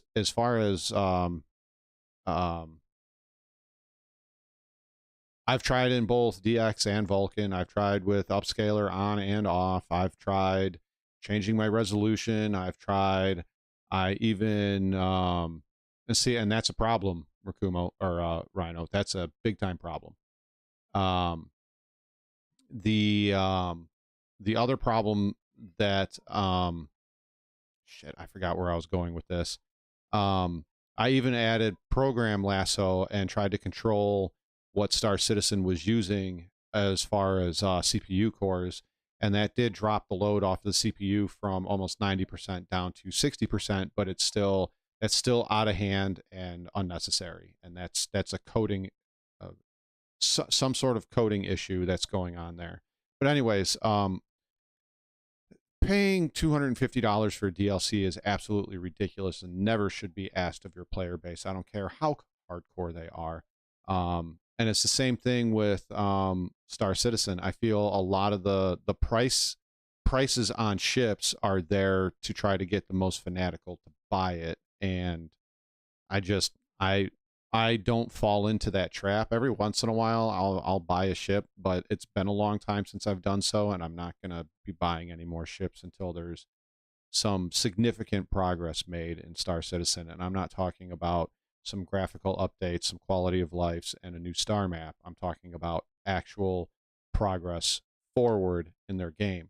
Because as of right now, 3.23, aside from the quality of life and replication layer, the game loops and everything that is available in Star Citizen is the exact same as it was 2 years ago. Nothing has changed. It really hasn't. Lackluster considering it's the multiplayer game, just not multiplayer. It's sort of like they're taking a page out of Star Citizen's book with these crazy ship prices, except that they forgot to include the shiny new spaceship, which is crazy. Instead, they're just taking a more aggressive pay-to-win angle, which let me just tell you about what that whole pay-to-win deal actually is. Now, they've gone ahead and done the standard increased stash sizes, which is of course naturally bigger than the Edge of Darkness edition, so players who bought that are going to want to get the new stash upgrade. base You'll get some player level boosts, which will be super helpful, more starting gear. But the real insane thing with this whole pay-to-win stuff is a brand new gadget that you can equip into a new item slot. So it's basically a free new gadget on your player, which reduces costs of things in game. It returns insured items to you faster, and it makes scabs, the NPCs that roam around the levels that can kill you if you're not ready for them. It makes them not shoot at you if they're over 60 meters or further away. I mean, what the heck is that about? They're literally changing how in-game threats respond to you based on how much money you pay the game. This is crazy. Most players are willing to sort of overlook stash upgrades but I didn't know about or progression boosters and stuff like that. Many companies get away with that sort of thing, even though it's still technically pay to get an advantage. This one is just wild. It's pay to get a huge advantage. And that's not it. Eventually, this device will be upgraded with the ability to basically send out an alert, I think whenever you want or whenever you get in trouble or something, that will ping everyone on your friends list, and they'll then be able to join your server and come give you backup. This is obviously a huge advantage. It should just be like a base game feature or something built into how they want to design the game. That's crazy. But putting this I didn't know about that one either. Behind a massive paywall that gives you just a huge advantage in the game is honestly despicable at this point. Also, the timing of this crazy move by Battlestate Games could not be worse. The market is about to drop some very potent competitors to escape from Tarkov. And for years, the running joke is that no other game is going to kill Escape from Tarkov. Tarkov will kill itself, and they might literally be about to do it. The planets have aligned. The player base has never been more pissed off, more restricted by financial requirements, and now potentially great alternative options are about to drop with Gray Zone Warfare, Arena Breakout Infinite coming to PC, even games like Vigor, which I think are really competent extraction shooters, but only on console.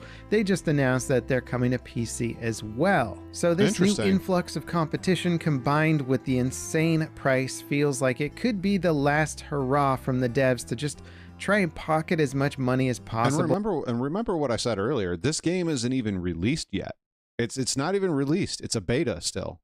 From their fanatical fan base before they get overshadowed by the competition. It's either that or they just really are incredibly terrible at coming up with monetization models for their game that makes any sense, which is honestly quite likely. The player base has been screaming about adding paid cosmetics and stuff like that to the game rather than pay-to-win mechanics. Heard they've been trying to do the go-to method for pretty much any other microtransaction game out there.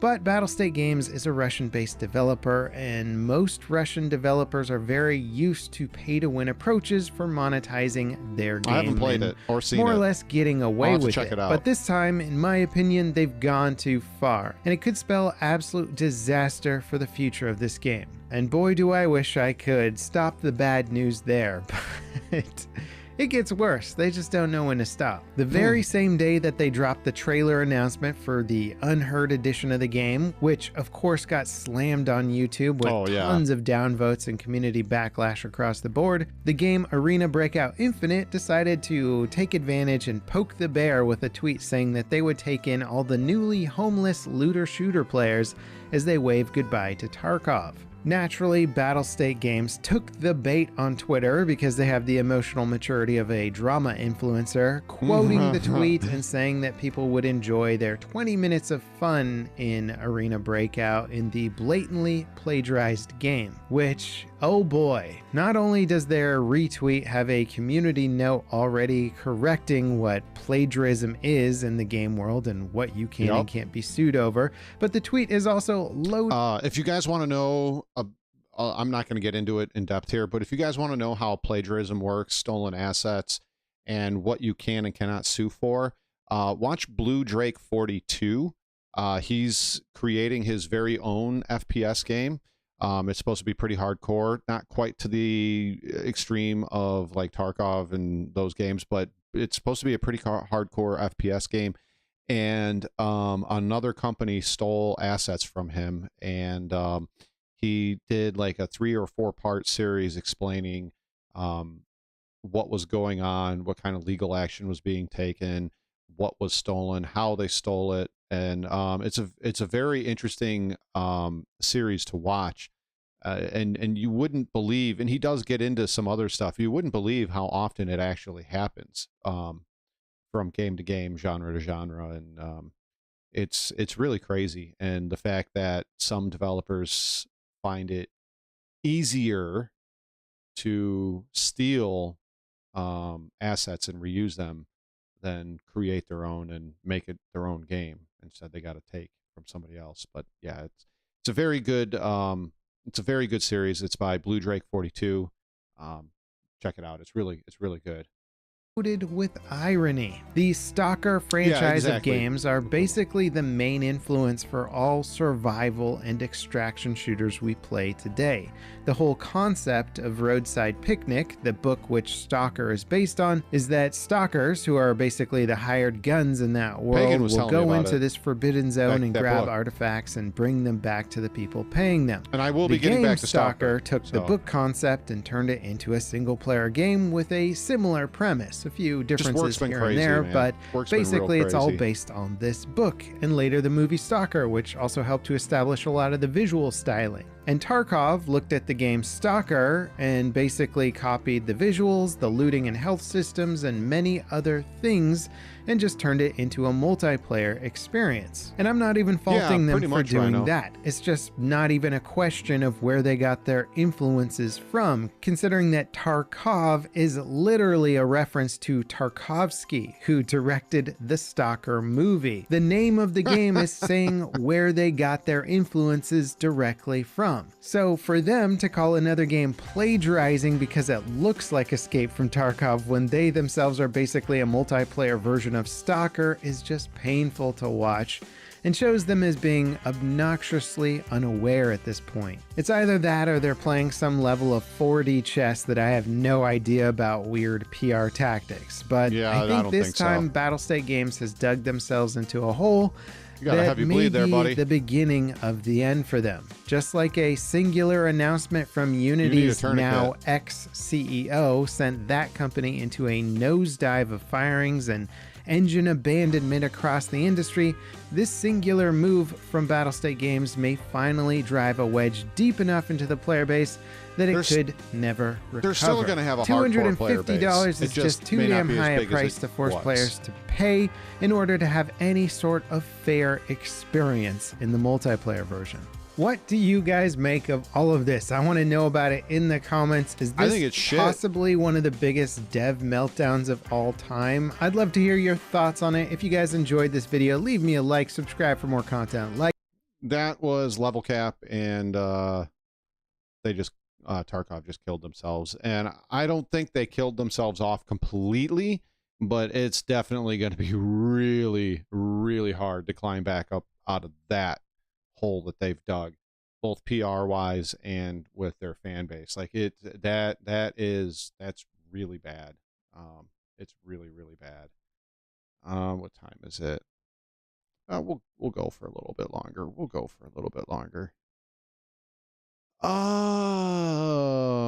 Let's see. What do we got? Here's a good Voidy vids. Let's check out this one. It's called, this is by Voidy vids. It's called, I just lost it. Took my eyes off of it. Now I can't find it. There it is. It's called Should You Play Star Citizen 3.23? Let's see what Voidy's got to say. Should you play Star Citizen 3.23 now that it's finally gone live? The short answer is probably no. What?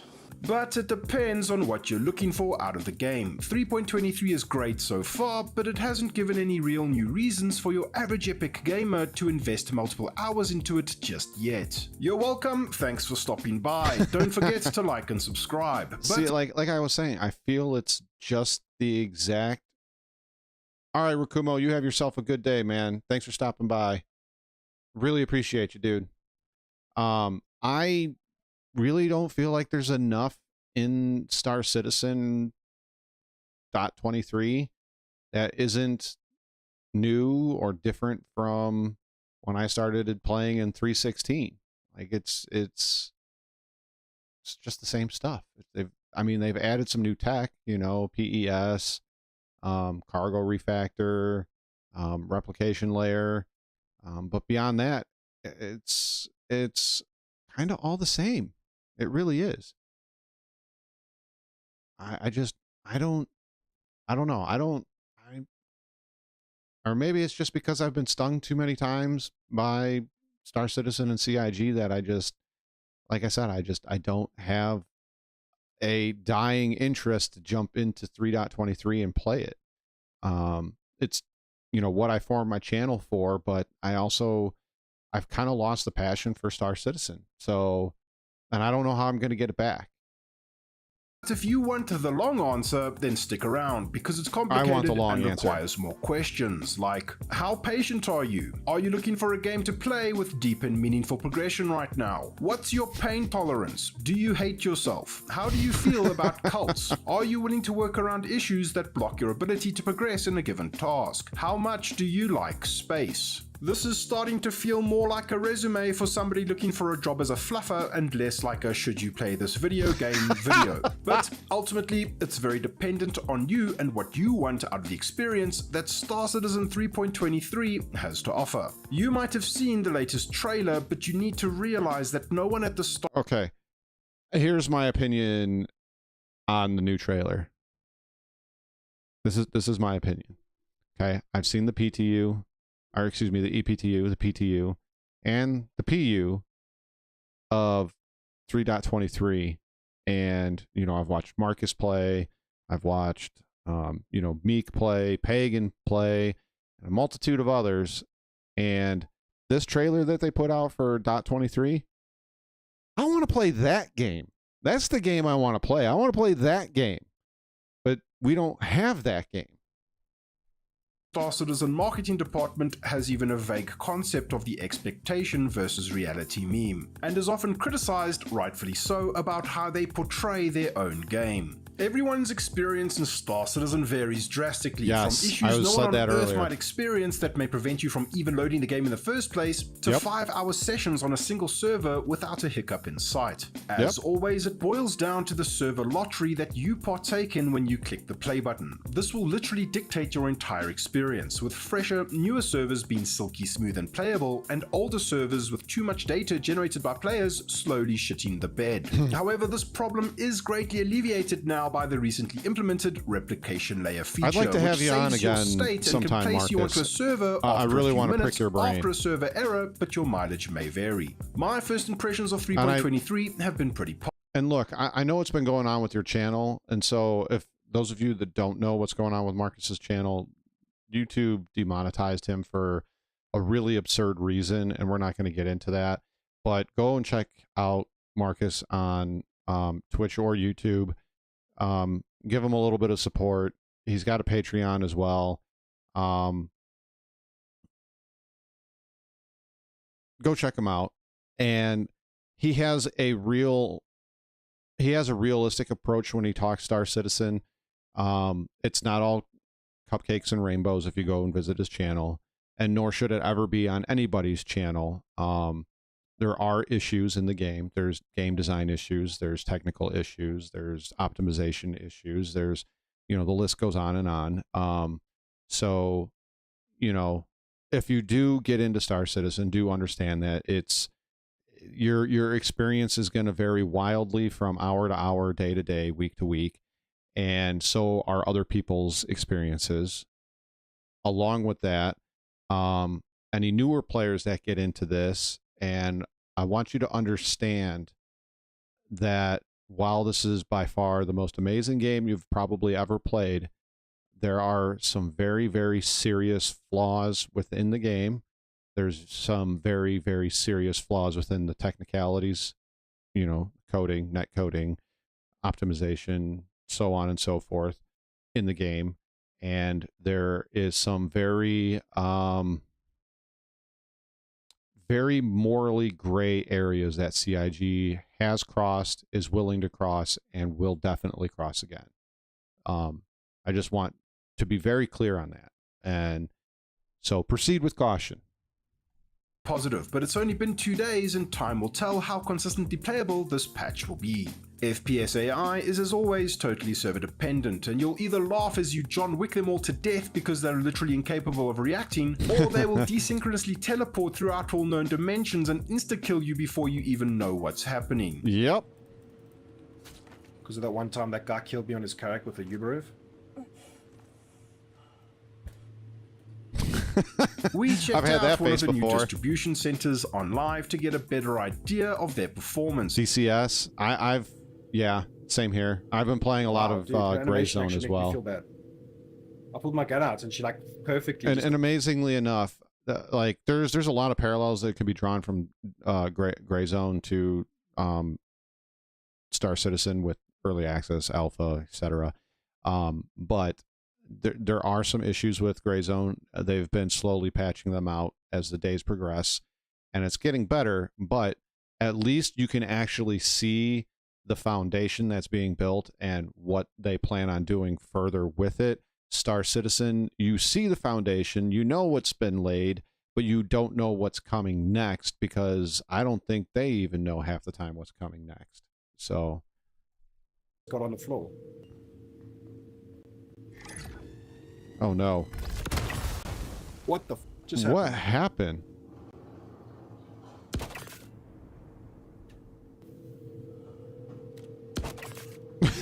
I love how they try and run, dude. It's so good. And for the first time, I experienced new behaviors like civilians running away and trying to get to... You don't have to read manuals. You can set it down to a basic thing, and all you got to do is flip a couple of switches and off you go. Cover before we executed them and which is how most people play. Which was sick. Ship AI has gotten a bit more interesting, and at locations like Brio's Breaker Yard on Daymar and Reclamation Disposal Orinth on Hurston, they've been spawning in as literal small fleets that can be pretty tough to deal with and causing all kinds of problems for you.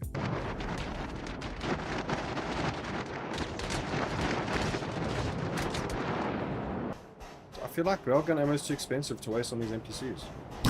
Probably isn't. That sounds like something Morty would say. No, the correct thing is you're just too poor right now. One day you'll be a space millionaire again and you can just shoot NPCs with your railgun and then you won't care. I've also noticed multiple small fleets spawning in over locations and engaging each other, making the game feel just that much more alive, which is neat. The first iteration of creatures is in, and while it's pretty cool to finally see fauna in our ludicrous space game, they feel like a very disparate feature that doesn't really tie into any of the other mechanics. But then again, that could be said of a lot of what Star Citizen currently has to offer. You can loot the horns off of the Copion dog-like creatures, and they apparently sell for about 25,000 credits each. The birds also have a totally not disgusting throat gem that you can loot, but I'm not sure if that's sellable yet. Speaking of selling things, I don't think it's it still was. a wildly impractical thing to try and sell a full inventory's worth of armor or anything for that matter. There's still no bulk sell or button, and it's literally soul crushing to sell items one by one from your inventory. However, that's very different to standard commodity trading, which has been in for a while and still works great. For me, it's what makes the game worth playing because it enables the best gameplay loop possible. That Piracy. gameplay loop being the liberation of cargo from tyrannical hoarders. As always, you'll get to see more of that in the next video, so stay tuned for that in the very near future. Master modes have come in and shaken up how we control and fly our ships in navigation and combat. Wait a second, they're 31 aUEC each. That's it? There's no reason to even go and visit the dog cats, the copiums. Modes. Many players hate it, Oh, many players 31K. love it, but it's one of those things that probably still needs quite a bit of tuning and tweaking to get the balance just right. But I do feel that ultimately it's a step in the right direction for the game as a whole. But back to the question and the point of this video, should you play the game yet? If you're looking for meaningful progression, the only thing there really is to progress, even after all this time, is your space wallet, making money to buy more ships in-game. They've all increased in price, so if you find that fun to do, then sure, it's worth playing, and there's many ways to make money. No, bro, I'm literally only going to make money via piracy this patch. I'm not going to do a single mission. Sick, bro. Look at us. Look at us. If you're just looking to play the game and have fun and don't really care about progression of any kind, whether you haven't played in a while or if you've you got to make up your own game loops then a there's lot. quite a lot you can do and experience that could keep you busy for a while. But again, it's all impacted by your service performance. Voidy, I gotta ask, but what? bunkers are the exact same as they have been for going on 4 years now. It's the same 2 layouts for bunkers, same 2 layouts for drug bunkers. And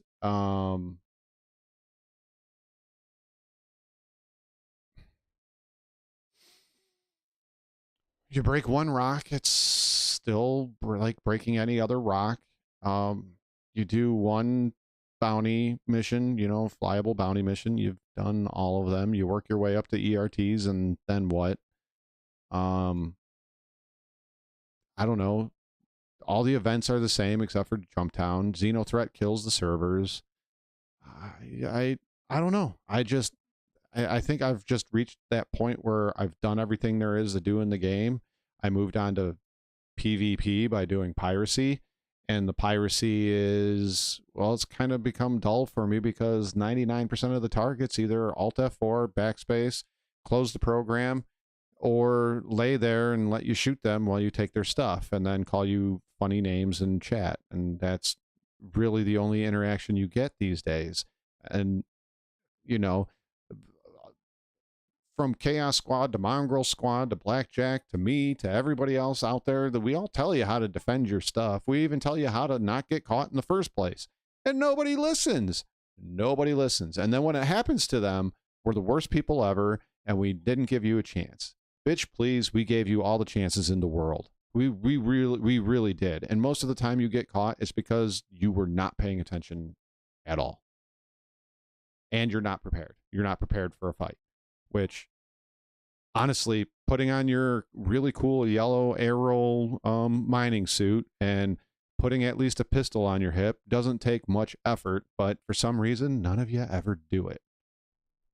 Performance and your tolerance for bugs, and as always, there's so much more on the horizon that we always seem to be waiting to get into our hands that should amplify the experience quite a bit. It really just depends on your level of investment into the project, be that monetarily or emotionally. I still feel that we take what the current game has to offer for granted. Seamlessly transitioning between planets, ships and cities is incredible, but we're still missing a lot of the features that should tie everything together and make this game a real game for gamers to game in. Ultimately, StarCitizen 3.23 has added a lot to the game, and in my opinion, it feels and plays better than it ever has before. It's still hugely dependent on your own personal motivations for spending your precious time in the game. For the average gamer who wants a polished and meaningful experience to progress in, it's not quite there yet. But that's not to say you cannot have fun with it today. Star Citizen is capable of providing gameplay you literally cannot get in any other title. It's just difficult to find sometimes, and as always, progress is slow, but it's progress nonetheless. And I have no doubt at all that it will get there one day, hopefully soon. If this is your first time seeing one of my videos, then this is not my usual type of content. I usually demonstrate Star Citizen at its most advanced and technically perfect level.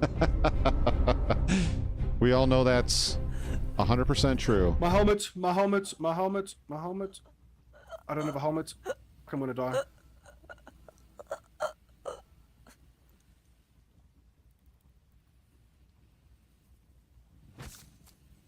I'm done. Capturing incredibly ludicrous space game adventure experiences. You can also find me on Twitch. I tried to railgun somebody that I didn't stab by mistake. I mean, I railgunned them on purpose. I didn't stab them by mistake. I stream a lot of Star Citizen, not as much as this League of Legends kid. League of Legends? But a decent amount, like a normal, healthy amount. So definitely put in for a stream. League of Legends used to be cool. Like, it really did used to be cool. And it just, all of a sudden, like, once pcgamer or whoever it was did an article on it, and it went from like 1 or 2 million players to like 8 million overnight, the game changed in tone so bad. And I don't mean how the game was played. I mean the tone of the players changed dramatically. And it turned into a bunch of 12-year-old toxic gamers that can't seem to shut their mouth because you're playing a game and they're playing life. Like it got real bad real fast, and I haven't been back to play in many years. Some time. Jeff Bezos has said that my streams are exactly like the Voidyvid's YouTube content you've come to expect, enjoy, and love, except kind of shit. Thank you, channel patrons and channel members, for all your support. Thank you, Voidy. I appreciate you, dude. I'm gonna like that. No comment though. Only because I made my comments clear. Very, very clear. What else do we got going on here? Let me move this down. I want to check something real quick. I want to check this real quick. So how's everybody doing today? How's everybody's Wednesday? Everybody doing good today? I've had a pretty good Wednesday. I've been you know, hanging out with you guys, obviously, and then I've also been, you know, it's a lot of the end of year cycles for school. So I did a graduation thing that I've been, you know, I've been watching that or doing that. I got another one to go to tomorrow and then one more on the following Monday. So, but it's all good, man. It's all good. It's good seeing my my kiddos grow up. It's too fast though. It's so fast. It goes by way faster than I ever thought it would. Even when you're sitting there living in the same house with them and everything, you're like, oh, it won't go by that fast. It goes by so fast. It goes by so fast. We're gonna do a Helldivers video, but not your normal you know, gameplay Helldivers video. It's gonna be me reacting to a react. So this is a real Starship Trooper, Casper Van Dien, reacts to Helldivers 2. And if you don't know who that is the gentleman that played Rico in the original Starship Troopers.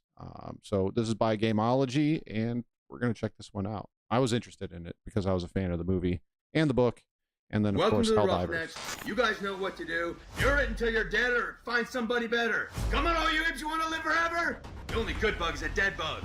Oh, he's got all... Kill them all! Kill them all! I think he just did all of his lines from the movie. Dun, dun, dun, dun. Hi, this is Casper Van Dien. I'm commenting on Helldivers 2 today. I'm an expert because, well, I'm Johnny Rico from Starship Troopers, and Helldivers 2 is a tribute to Starship Troopers. And Starship Troopers is awesome. Not a Starship Troopers ad at all. Well, you want to know what's funny is after Helldivers 2 launched, there was a 44% jump the day Helldivers launched on Amazon Prime, or no, it was Disney Plus. I forget whichever one of the streaming things it was, because Helldivers had come out, and then within a week it was up like 130 something percent. And I bet you some of the execs were scratching their head going, why are so many people streaming Starship Troopers after so long? Like, what's going on? I bet you they were scratching their heads trying to figure out what is causing this giant jump of viewership of Starship Troopers. So I would have loved to have been a fly on the wall for that one. In Helldivers, it's a question I get a lot. You know, if the Helldivers and the Roughnecks were to battle, I, of course, being the head of the Roughnecks, Rico's Roughnecks, would say Roughnecks are going to win, because I'm not going to go into battle thinking I'm going to lose. But I'm sure that the Helldivers would be like, we're going to win. So it would be a battle. Helldivers win. Battle.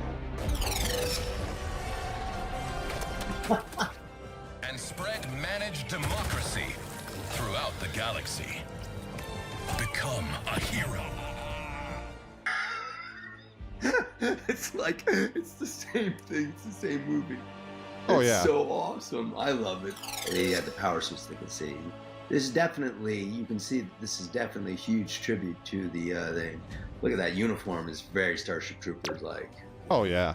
That guy. I mean, we all knew this when we got into the game. It's totally Starship Troopers in video game form. Oh, yeah. And yes, I know Starship Troopers Extinction is a thing, but this just hits it a lot more for me. Look familiar? Scenes like these are happening all over the galaxy right now. And look at this. First-person shooter killing some guys. We could kill these guys. The Roughnecks, we need you out there killing them all. Look at that guy diving and fighting. See that cape? It's cool, but I'm looking at this. It looks exactly like Helldivers looks just like being out there in the thing. They look like I mean, they're throwing capes in, which would probably have gotten on my nerves.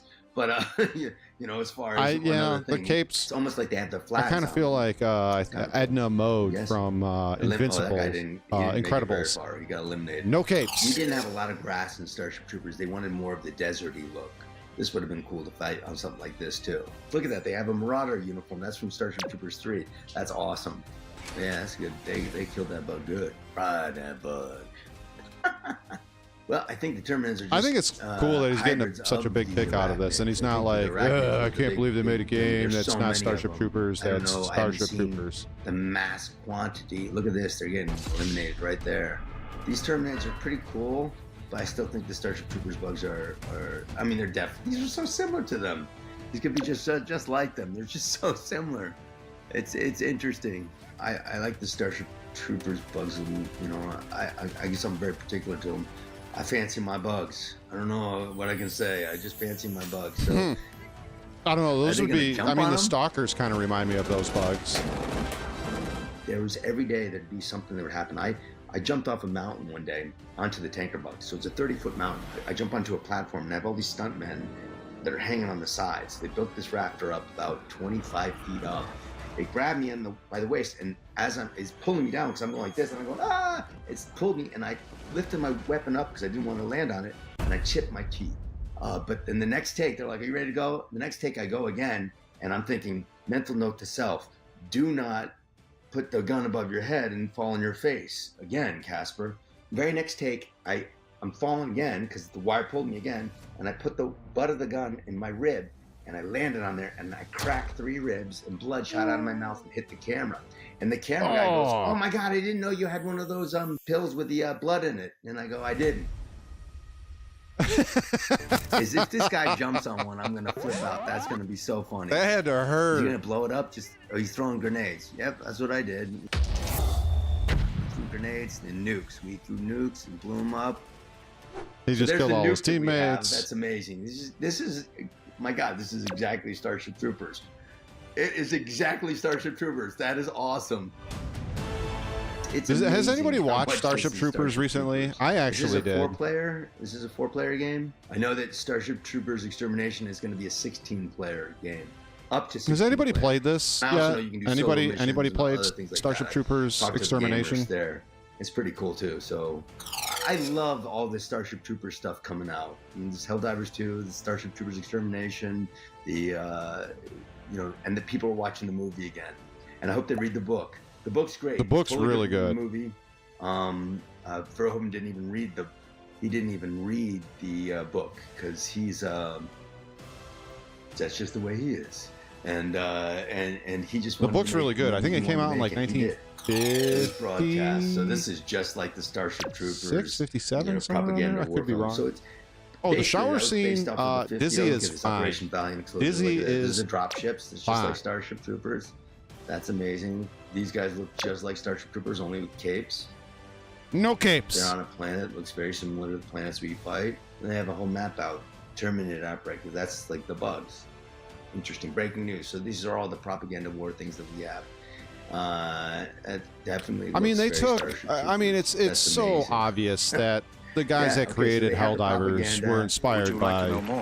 This is awesome.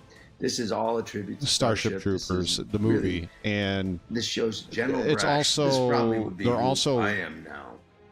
They're also big fans of. They're also big fans of tabletop games, and it shows. Tribute to Starship Troopers. Yes, Starship Troopers. There we go. Hey, there's me. It's me. Look at that.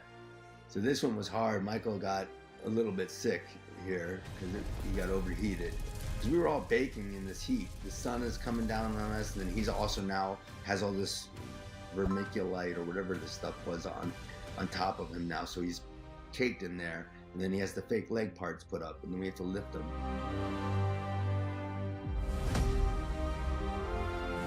So, yeah, this is great. Dina, Michael Ironside. Also, when we were pulling him up, she is so out. fine. She gave herself a concussion.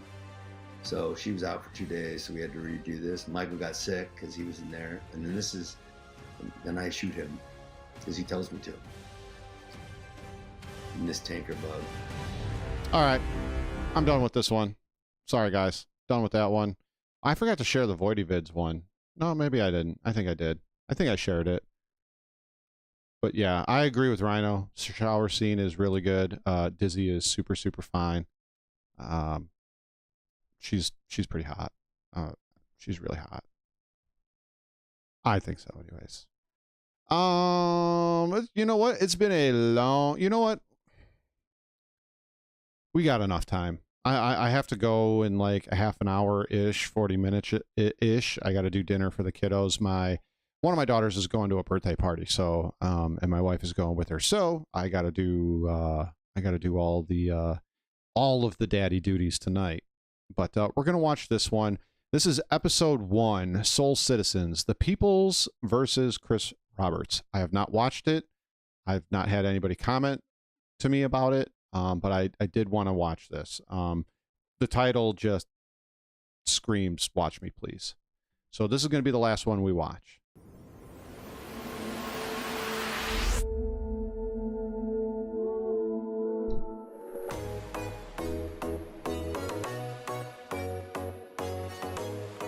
Hey there, greetings everybody. I'm Griffin Gaming RPG, and I'm joined today with two of the co-producers of the Soul Citizens for a new program that we're starting called The Producers. Yeah, the producers are here to do producing, and we're going to produce some, not going just hopefully yet, some productive conversations from a producer standpoint. I'm here today with Captain Serious Fun and Fast Guard. How you guys doing?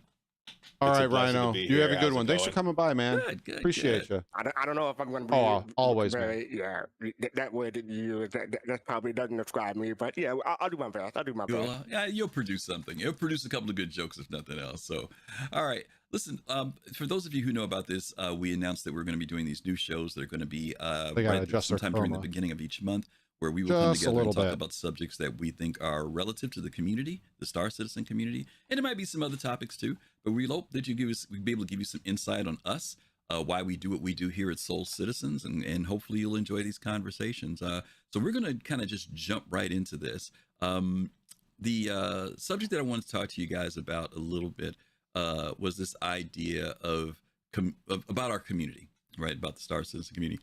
And I wanted to open up by showing you guys a trailer from a documentary that came out several years ago. Let me just change over to that real quick so you can kind of get an idea of it. It was called The People versus George Lucas.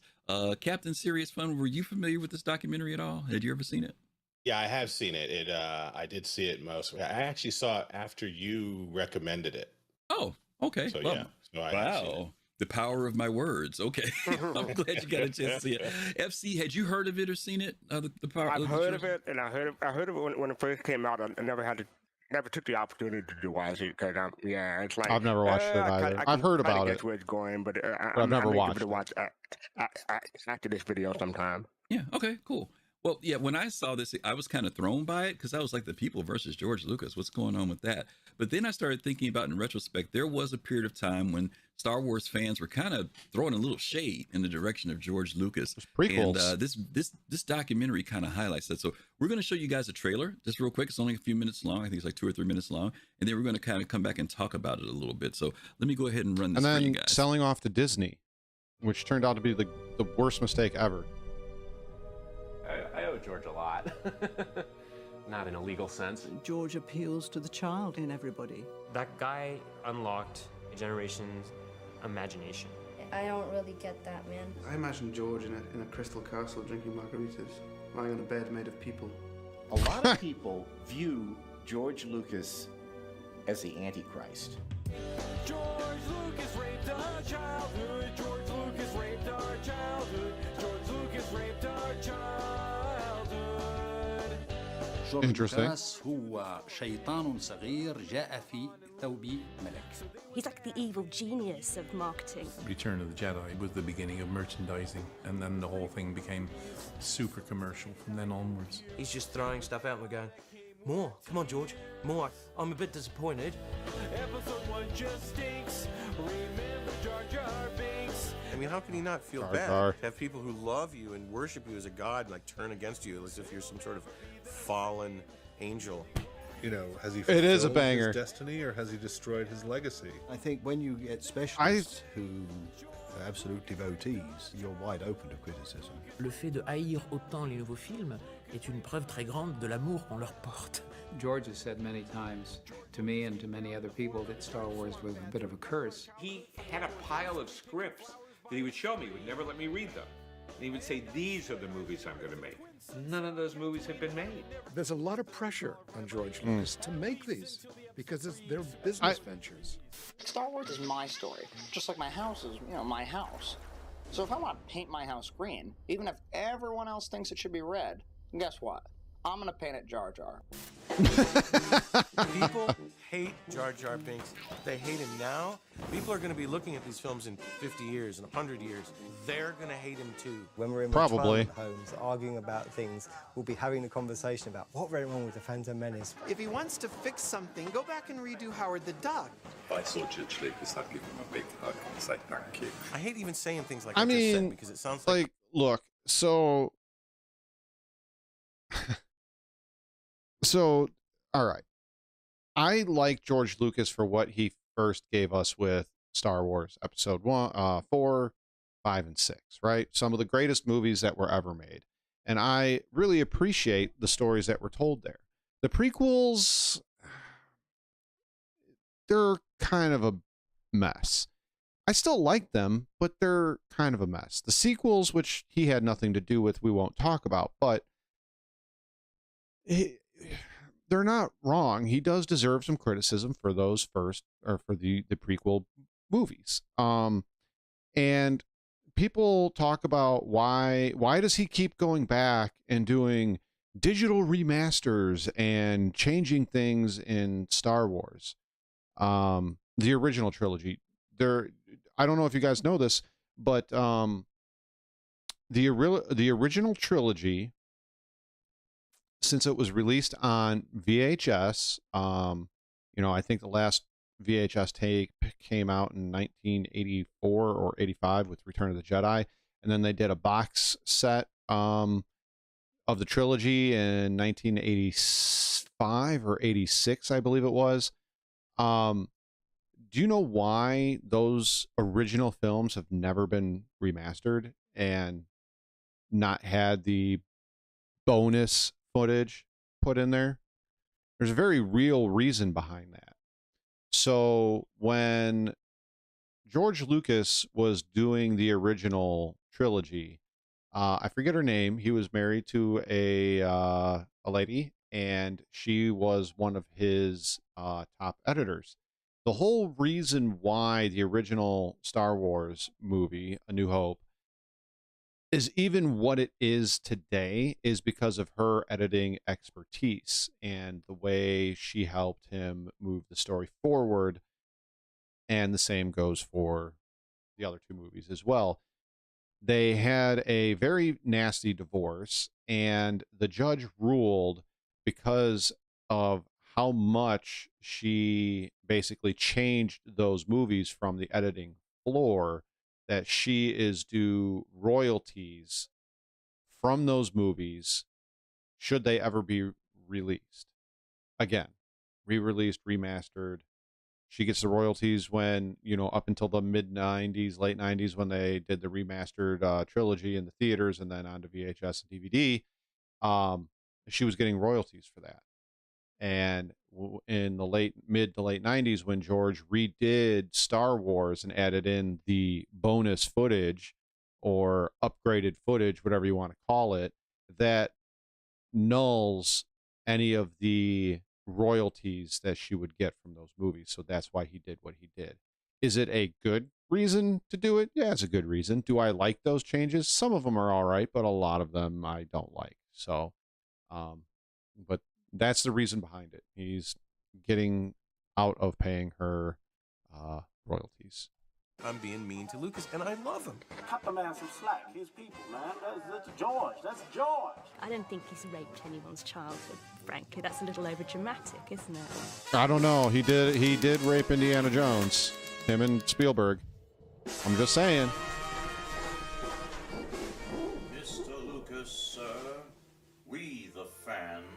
For true fans of your franchise, salute you. The fact that you have a Luke Skywalker saber with a red blade in it is concerning.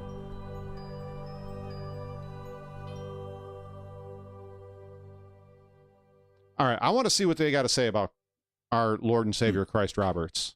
So, you know, I wanted to show you guys that because I've done this before when we've talked on our Saturday show about parallels that I've seen with Is it greed? It might be greed. Is it I want to find a way to stick it to my ex-wife? You could probably chalk it up to that as well.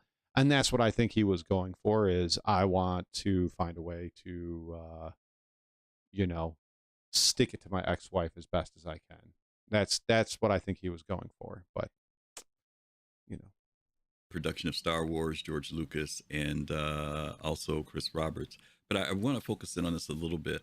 As you guys know, I grew up on the original Star Wars franchise, right? Episodes 4, 5, and 6. I think you guys did too.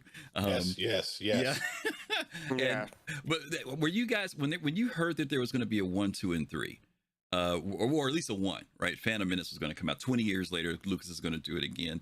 FC, let me start with you. Were you excited? Were you curious about it? Dude, were you like, I was so excited. What were your feelings about when you heard he's going to make this Phantom Menace film? I was so excited that I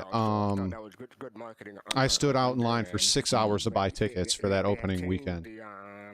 The specialization to make it more up to date, more true to the vision. So I thought, okay, 1, 2, and 3. I was more excited, hopeful. Once it done with you know, yeah. I mean, he didn't want her to get any of the money from it. I mean, I was actually more excited for 7, 8, 9. I had a guy pull up to me in a parking lot in Chicago, and he asked me, "Hey, do you want to buy a Corvette for $250?" And I said, "What?" He said, "Do you want to buy a Corvette for $250?" And I said, is it even yours? And, you know, he shows me the title, the VINs match, everything's good. And I said, why in the hell would you be selling this for $250? And he said, well, I'm getting divorced, and she gets half of everything, and I am not letting her get half of everything. So I've sold everything in my garage. I've sold my cars. I've sold my ski-doos. I've sold my boat. I've sold my TV. I've sold everything as cheap as I can get, as cheap as I can legally sell it. And she only gets half of that. And I've already secured other assets that she will never be able to touch. I was like, damn, that's pretty petty. And I said, you know, thanks for the offer. I would love to buy your Corvette for $250, but I would never be able to afford the insurance on it. I was 19, 20 at the time. There's no way I would have been able to afford it. But yeah. And yes, I stood in line for 6 hours of a movie theater. I mean, you got to remember when that came out, the buying tickets off the internet was still a novelty thing, and not a lot of people did it. To come after that, because I was looking forward to the continuation of the story more so than the prequel story. But I was looking forward to both. Okay. Captain Serious, what about you? When you heard about Phantom Menace, Lucas, you know, all these years goes by, we don't hear from him. I don't usually do this stuff, but he's going to return. I had immediately heard that they were controversial, right? But what people were talking about there in the trailer was my childhood experience. Right? Super excited about episode 1 with my wife, 7 months pregnant. Excited I was. Now, did she want to go, or you live? Number line, she was probably at a -1, not at a 5. Right. Phantom Menace this weekend, right? So that you would tell. I want to get to the Chris Roberts stuff. Yeah, it was very interesting that the fans of Star Wars.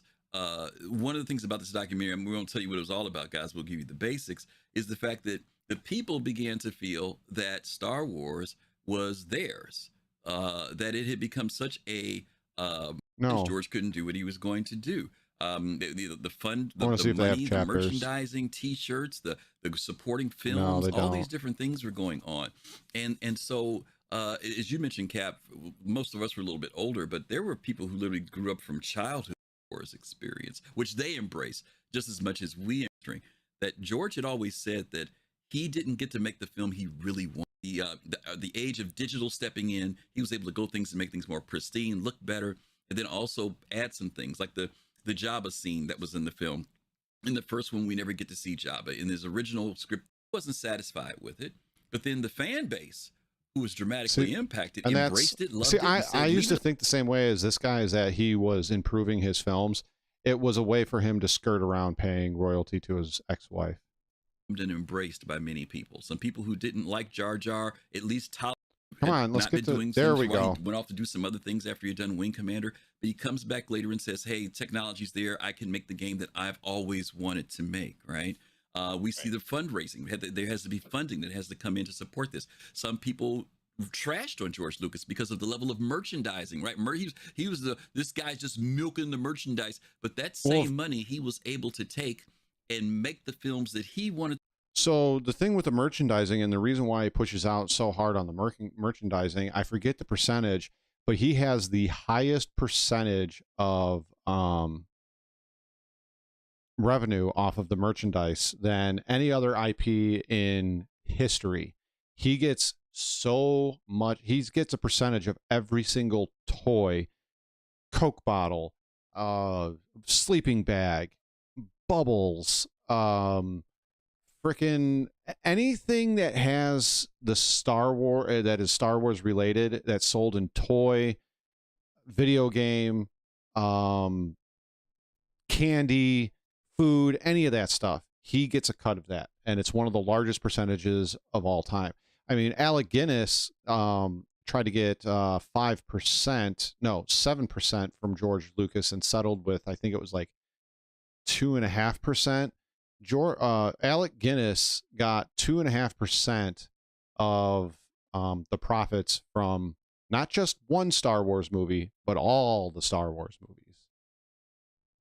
To make without having to rely on the studio Hollywood industry, right? And he could produce those films the way he wanted. Chris Roberts goes and does this backing thing, right? Going out here and crowdfunding, and now he's able to make the game that he wants to make, right? Oh, so yeah. Let me stop there and give you guys an an opportunity to talk about big time. Are you seeing? He makes so much money off of that stuff. You buy one pair of Yoda socks, and the man gets paid 3 times. It's crazy. I'll start. One of the things that that comes to mind. See this guy right here? A unicorn. He's a Legatus. He's wearing his Legatus shirt. Auteur, once in a lifetime. Haven't seen it before. Won't really see it again. A unicorn project, and as a result, we got to see it before. Culture, unicorn fans, unique. It's called Freelancer. Right? For Star Wars, whether it was the space opera experience, whether it was the pushing of tech. Right, the pushing of technology and all the actual film craft that was brought to the table. Whether it was the philosophy and ideas. Sorry, gotta text my wife. Right, in the Western cinema sense, we had never seen that before, and we really won't see that way again because everything is sort of an echo now in the West. When they try to do it of Star Wars, right?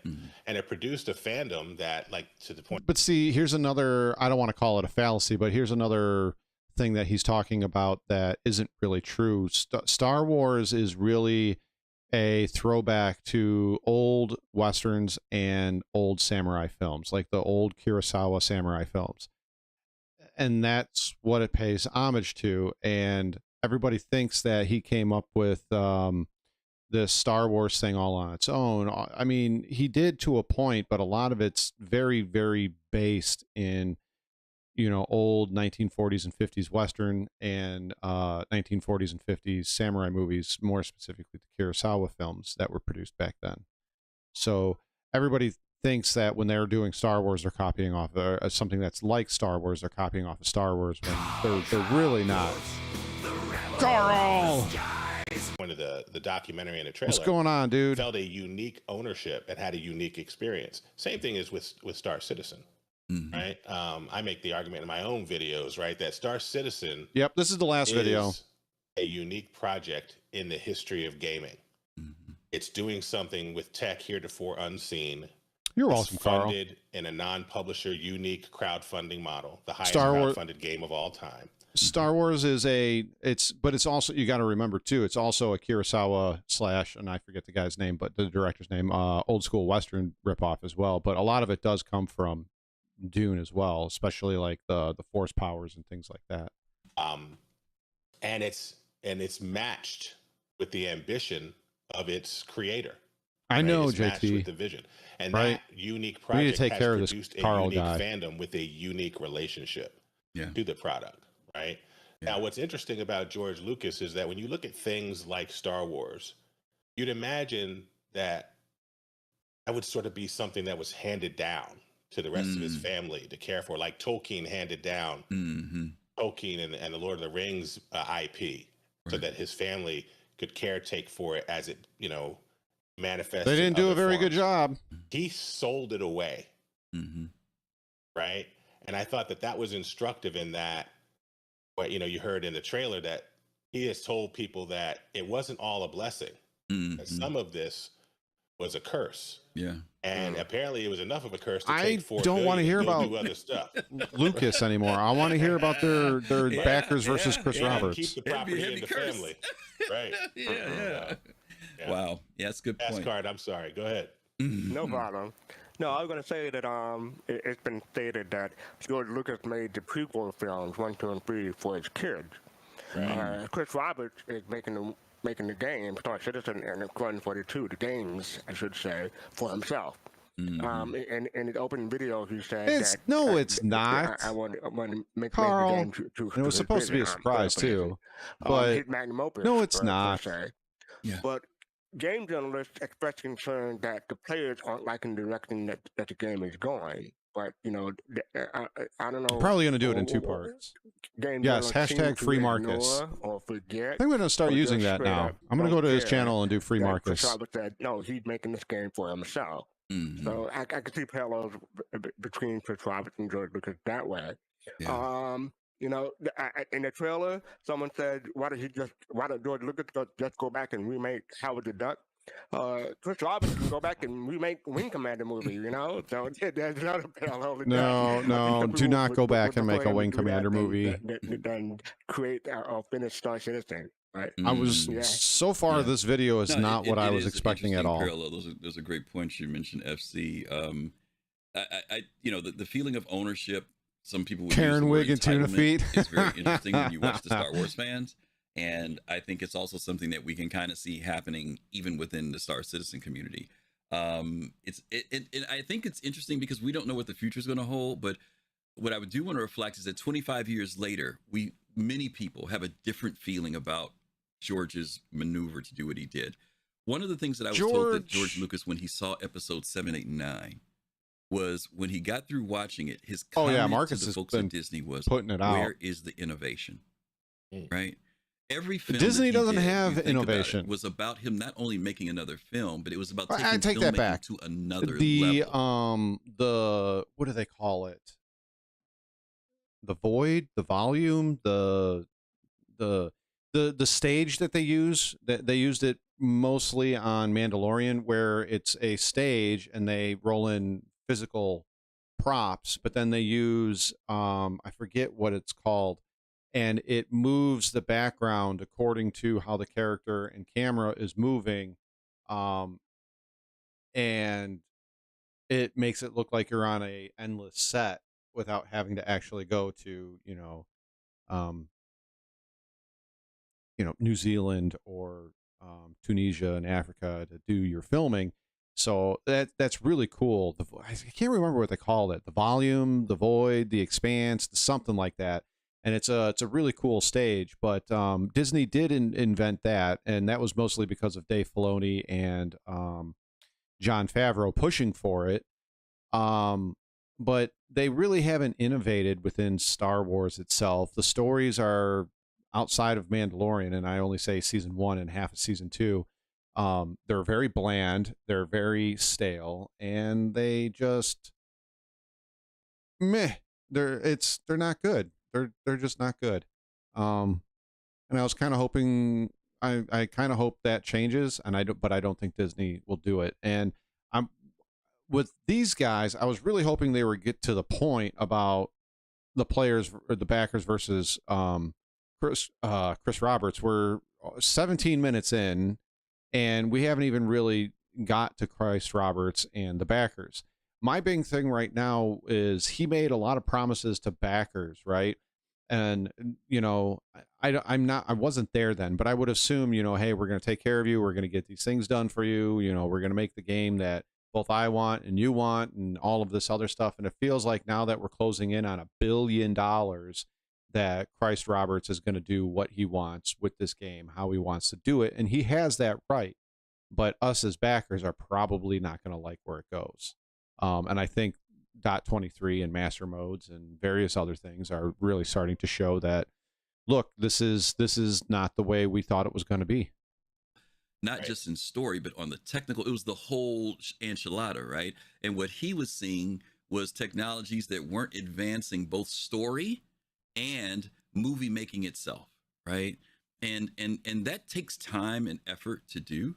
And I think that even with Star Citizen, the impression that we're given is that CIG is trying to do that. They're not just trying to produce another movie, right? Another game, but they are trying to, in parallel, together, advance both gaming technology, gameplay, as well as making a great story and everything else that goes along with it.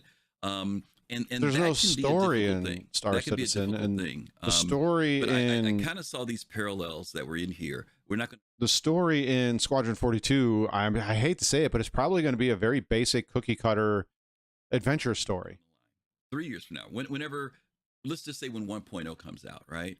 Or let's just say after Squadron has been out for a while, do you think that people will look back, just like how they look back now on the Star Wars episodes 1, 2, and 3? Do you think people will look back and say, "Hey, maybe it wasn't so bad after all. You know, maybe this guy knew what he was doing."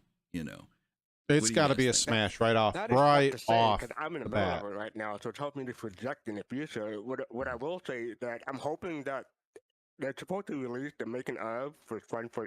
Oh, well, thank you for the heads up, Carly. So that's not a Legatus shirt. That's a I think those will open a lot of people. that's a Chairman Club What shirt. Game development is like, because we've been watching it for over a decade. I thought that was a Legatus And shirt. so I don't know how long they will. I thought there make those was. making of, Thank you for the correction. Videos. I'm hoping it'll be over 2 hours. I'm hoping it'll be more like 6 hours. Yeah. But I'm hoping for something extensive. So I think I think when those come out, If Squadron 42 is 6 hours, right. What a waste. Yeah, for me, I look at it as, and I yes, that's kind of what I'm thinking it's going to be, Canop. It's going to be Wing Commander with new stuff both in the it. journey and the destination, so that when we get to the destination, it's just another jumping off point, right, for the next phase in the journey. For some folks, they're like, they're looking at this in a very binary way. Gotcha. Right? There's a beginning and there's an end, and that's Well, there's no way I'm getting $1,000. This has ain't happening. Been an opportunity to build out culture in that sociological sense, new daily ways of life. I do new things on this journey that I did not do before it existed, right? Yeah. And as a result of that, I'm enjoying the journey, right? And so then when we get to 1.0, for me, that's another place to then pivot. And then now, what's the journey look like? Well, what's the next step? What's the But what experience happens gonna be with if other people? you don't like What's the journey culture gonna be? anymore? How are we going to engage on that? See, that's the problem right now. And you can go over to Carl's channel and see it. And if I do a video where I say I'm done, I haven't played in 3 going on 4 months, and I'm done playing Star Citizen for YouTube and a YouTube audience and a Twitch audience, I don't find it enjoyable anymore. People are going to jump all over me and tell me, good riddance, get lost, we don't need you here anymore, go fuck yourself, get out of here, thanks for supporting, but we don't need your money anymore. What about when he doesn't want to play anymore because it's not what he envisioned? What about FC? What about him? What happened to Grumpy when he said, for the last time, hopefully, that he's done and he's not going to make Star Citizen videos anymore? It was more the same. Good riddance. Get out of here. We don't need you anymore, etc., etc. What happens if I don't know. I'm trying to think of somebody. What happens if Ollie quits? Ollie gets fed up and he doesn't want to do it anymore. What is it going to be like when he puts out that video? It's going to be more of the same. He'll get a, a few, he'll get a few, oh, sorry to see you go. It sucks. I'll follow you to whatever game you play and, all this other stuff. But it's going to happen to him too. And to me, I feel that that's one of the biggest problems in this game is that once you've invested and or backed or pledged, and once you've played the game and it becomes something that you don't like anymore, and you voice your opinion saying, hey, I don't like this, you're just told to go kick rocks and fuck off, because you just are. And it's such a welcoming community, really. I agree, JT. There is a material it doesn't bother me. I'm just pointing out the hypocrisy of a large portion of the Star Citizen community. Product for a retail price that you're saying is playable, right? And one of the things that is very different from Star Wars is that we are involved as this thing goes from everybody's ideas and trying to figure out what Chris's vision is down into the frame of actually delivering something. Yeah. Which is Chris's vision. Where and not we and make not an ours. announcement on Star Wars, and then we wait, and then we wait, and then the film arrives, right? Right. And they're doing all of that right behind the scenes, but we're not in it, right? So this gives us an additional dimension, an additional level that we don't get with the filmmaking process. It gives an additional level of craziness too, by the way. Well, I'll go back to the unicorn, right? I will say exactly what Carl said. A large portion of this community is batshit crazy. They are batshit crazy. They really are. And it's sad. It's sad. And like I said, whether it's monetary or emotional, and then there's some people that play this game because it's better than the life that they currently have, so they treat it as life. And that's not a way to play a video game. I'm sorry. It just isn't. Unicorn myth. The unicorn myth is either the stuff in the horn either purifies stuff that's poisoned or poisons stuff that's purified, right? Yeah. And our communities can go either way on that. Very true. Very good point to close on. I do want to mention one other thing. It was interesting that some people considered George Lucas an angel and some people thought he was the devil. Right. And we have the same thing with Chris Roberts. There are some people who think this guy he's doing the greatest thing ever. Team Brown. Always Team Brown. Just ripping you off. And yes, they want an echo chamber. Lucas' wife, just ask Chris Roberts' wife. They want an echo chamber to have their biases on the game confirmed. It's confirmation bias is really what it is. But the internet on a whole is built that way. YouTube, people search out things that confirm what they want to believe. Like, we'll just take video games, for example. People will go and watch all the reviews that say, hey, this game is good. You're excited about the game. It may not be out yet, but you're watching the reviews. It's going to be good. It's going to be good. It's going to be good. And then somebody puts out a review saying that this game isn't that good. And the people that were going to their to get their confirmation confirmed or to get their bias confirmed, they go to somebody's review where they objectively say that it's not a good game, or and even give reasons why they think it's not a good game, and they hate on him because it's different than what their bias is. So yeah,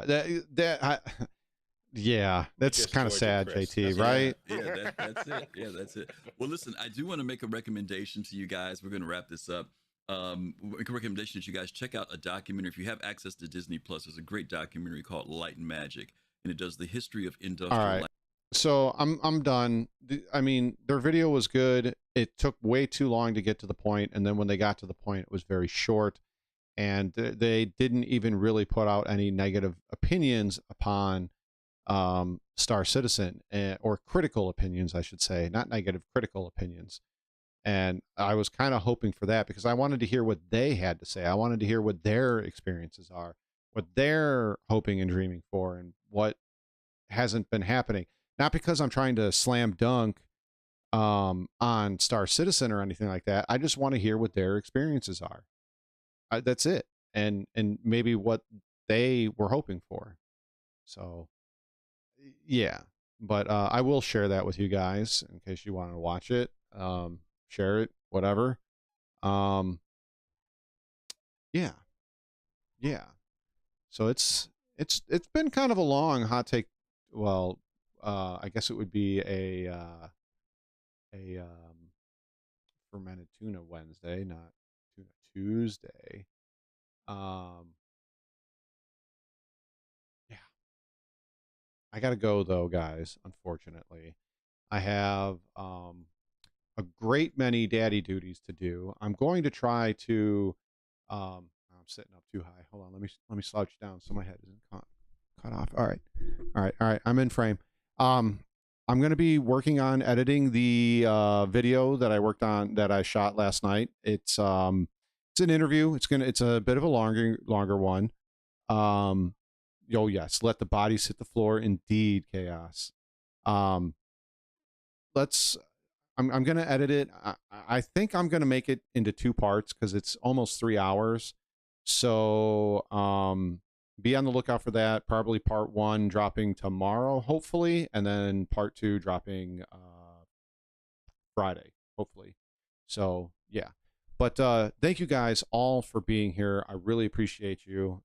Thanks for any subs, followers, likes, and thanks for commenting and hanging out with me, guys. Really appreciate you all. Really do. I'll see you guys in the next one. Oh, wait. So long, and thanks for all the fish. And I'll see you in the next one. You guys have a good one.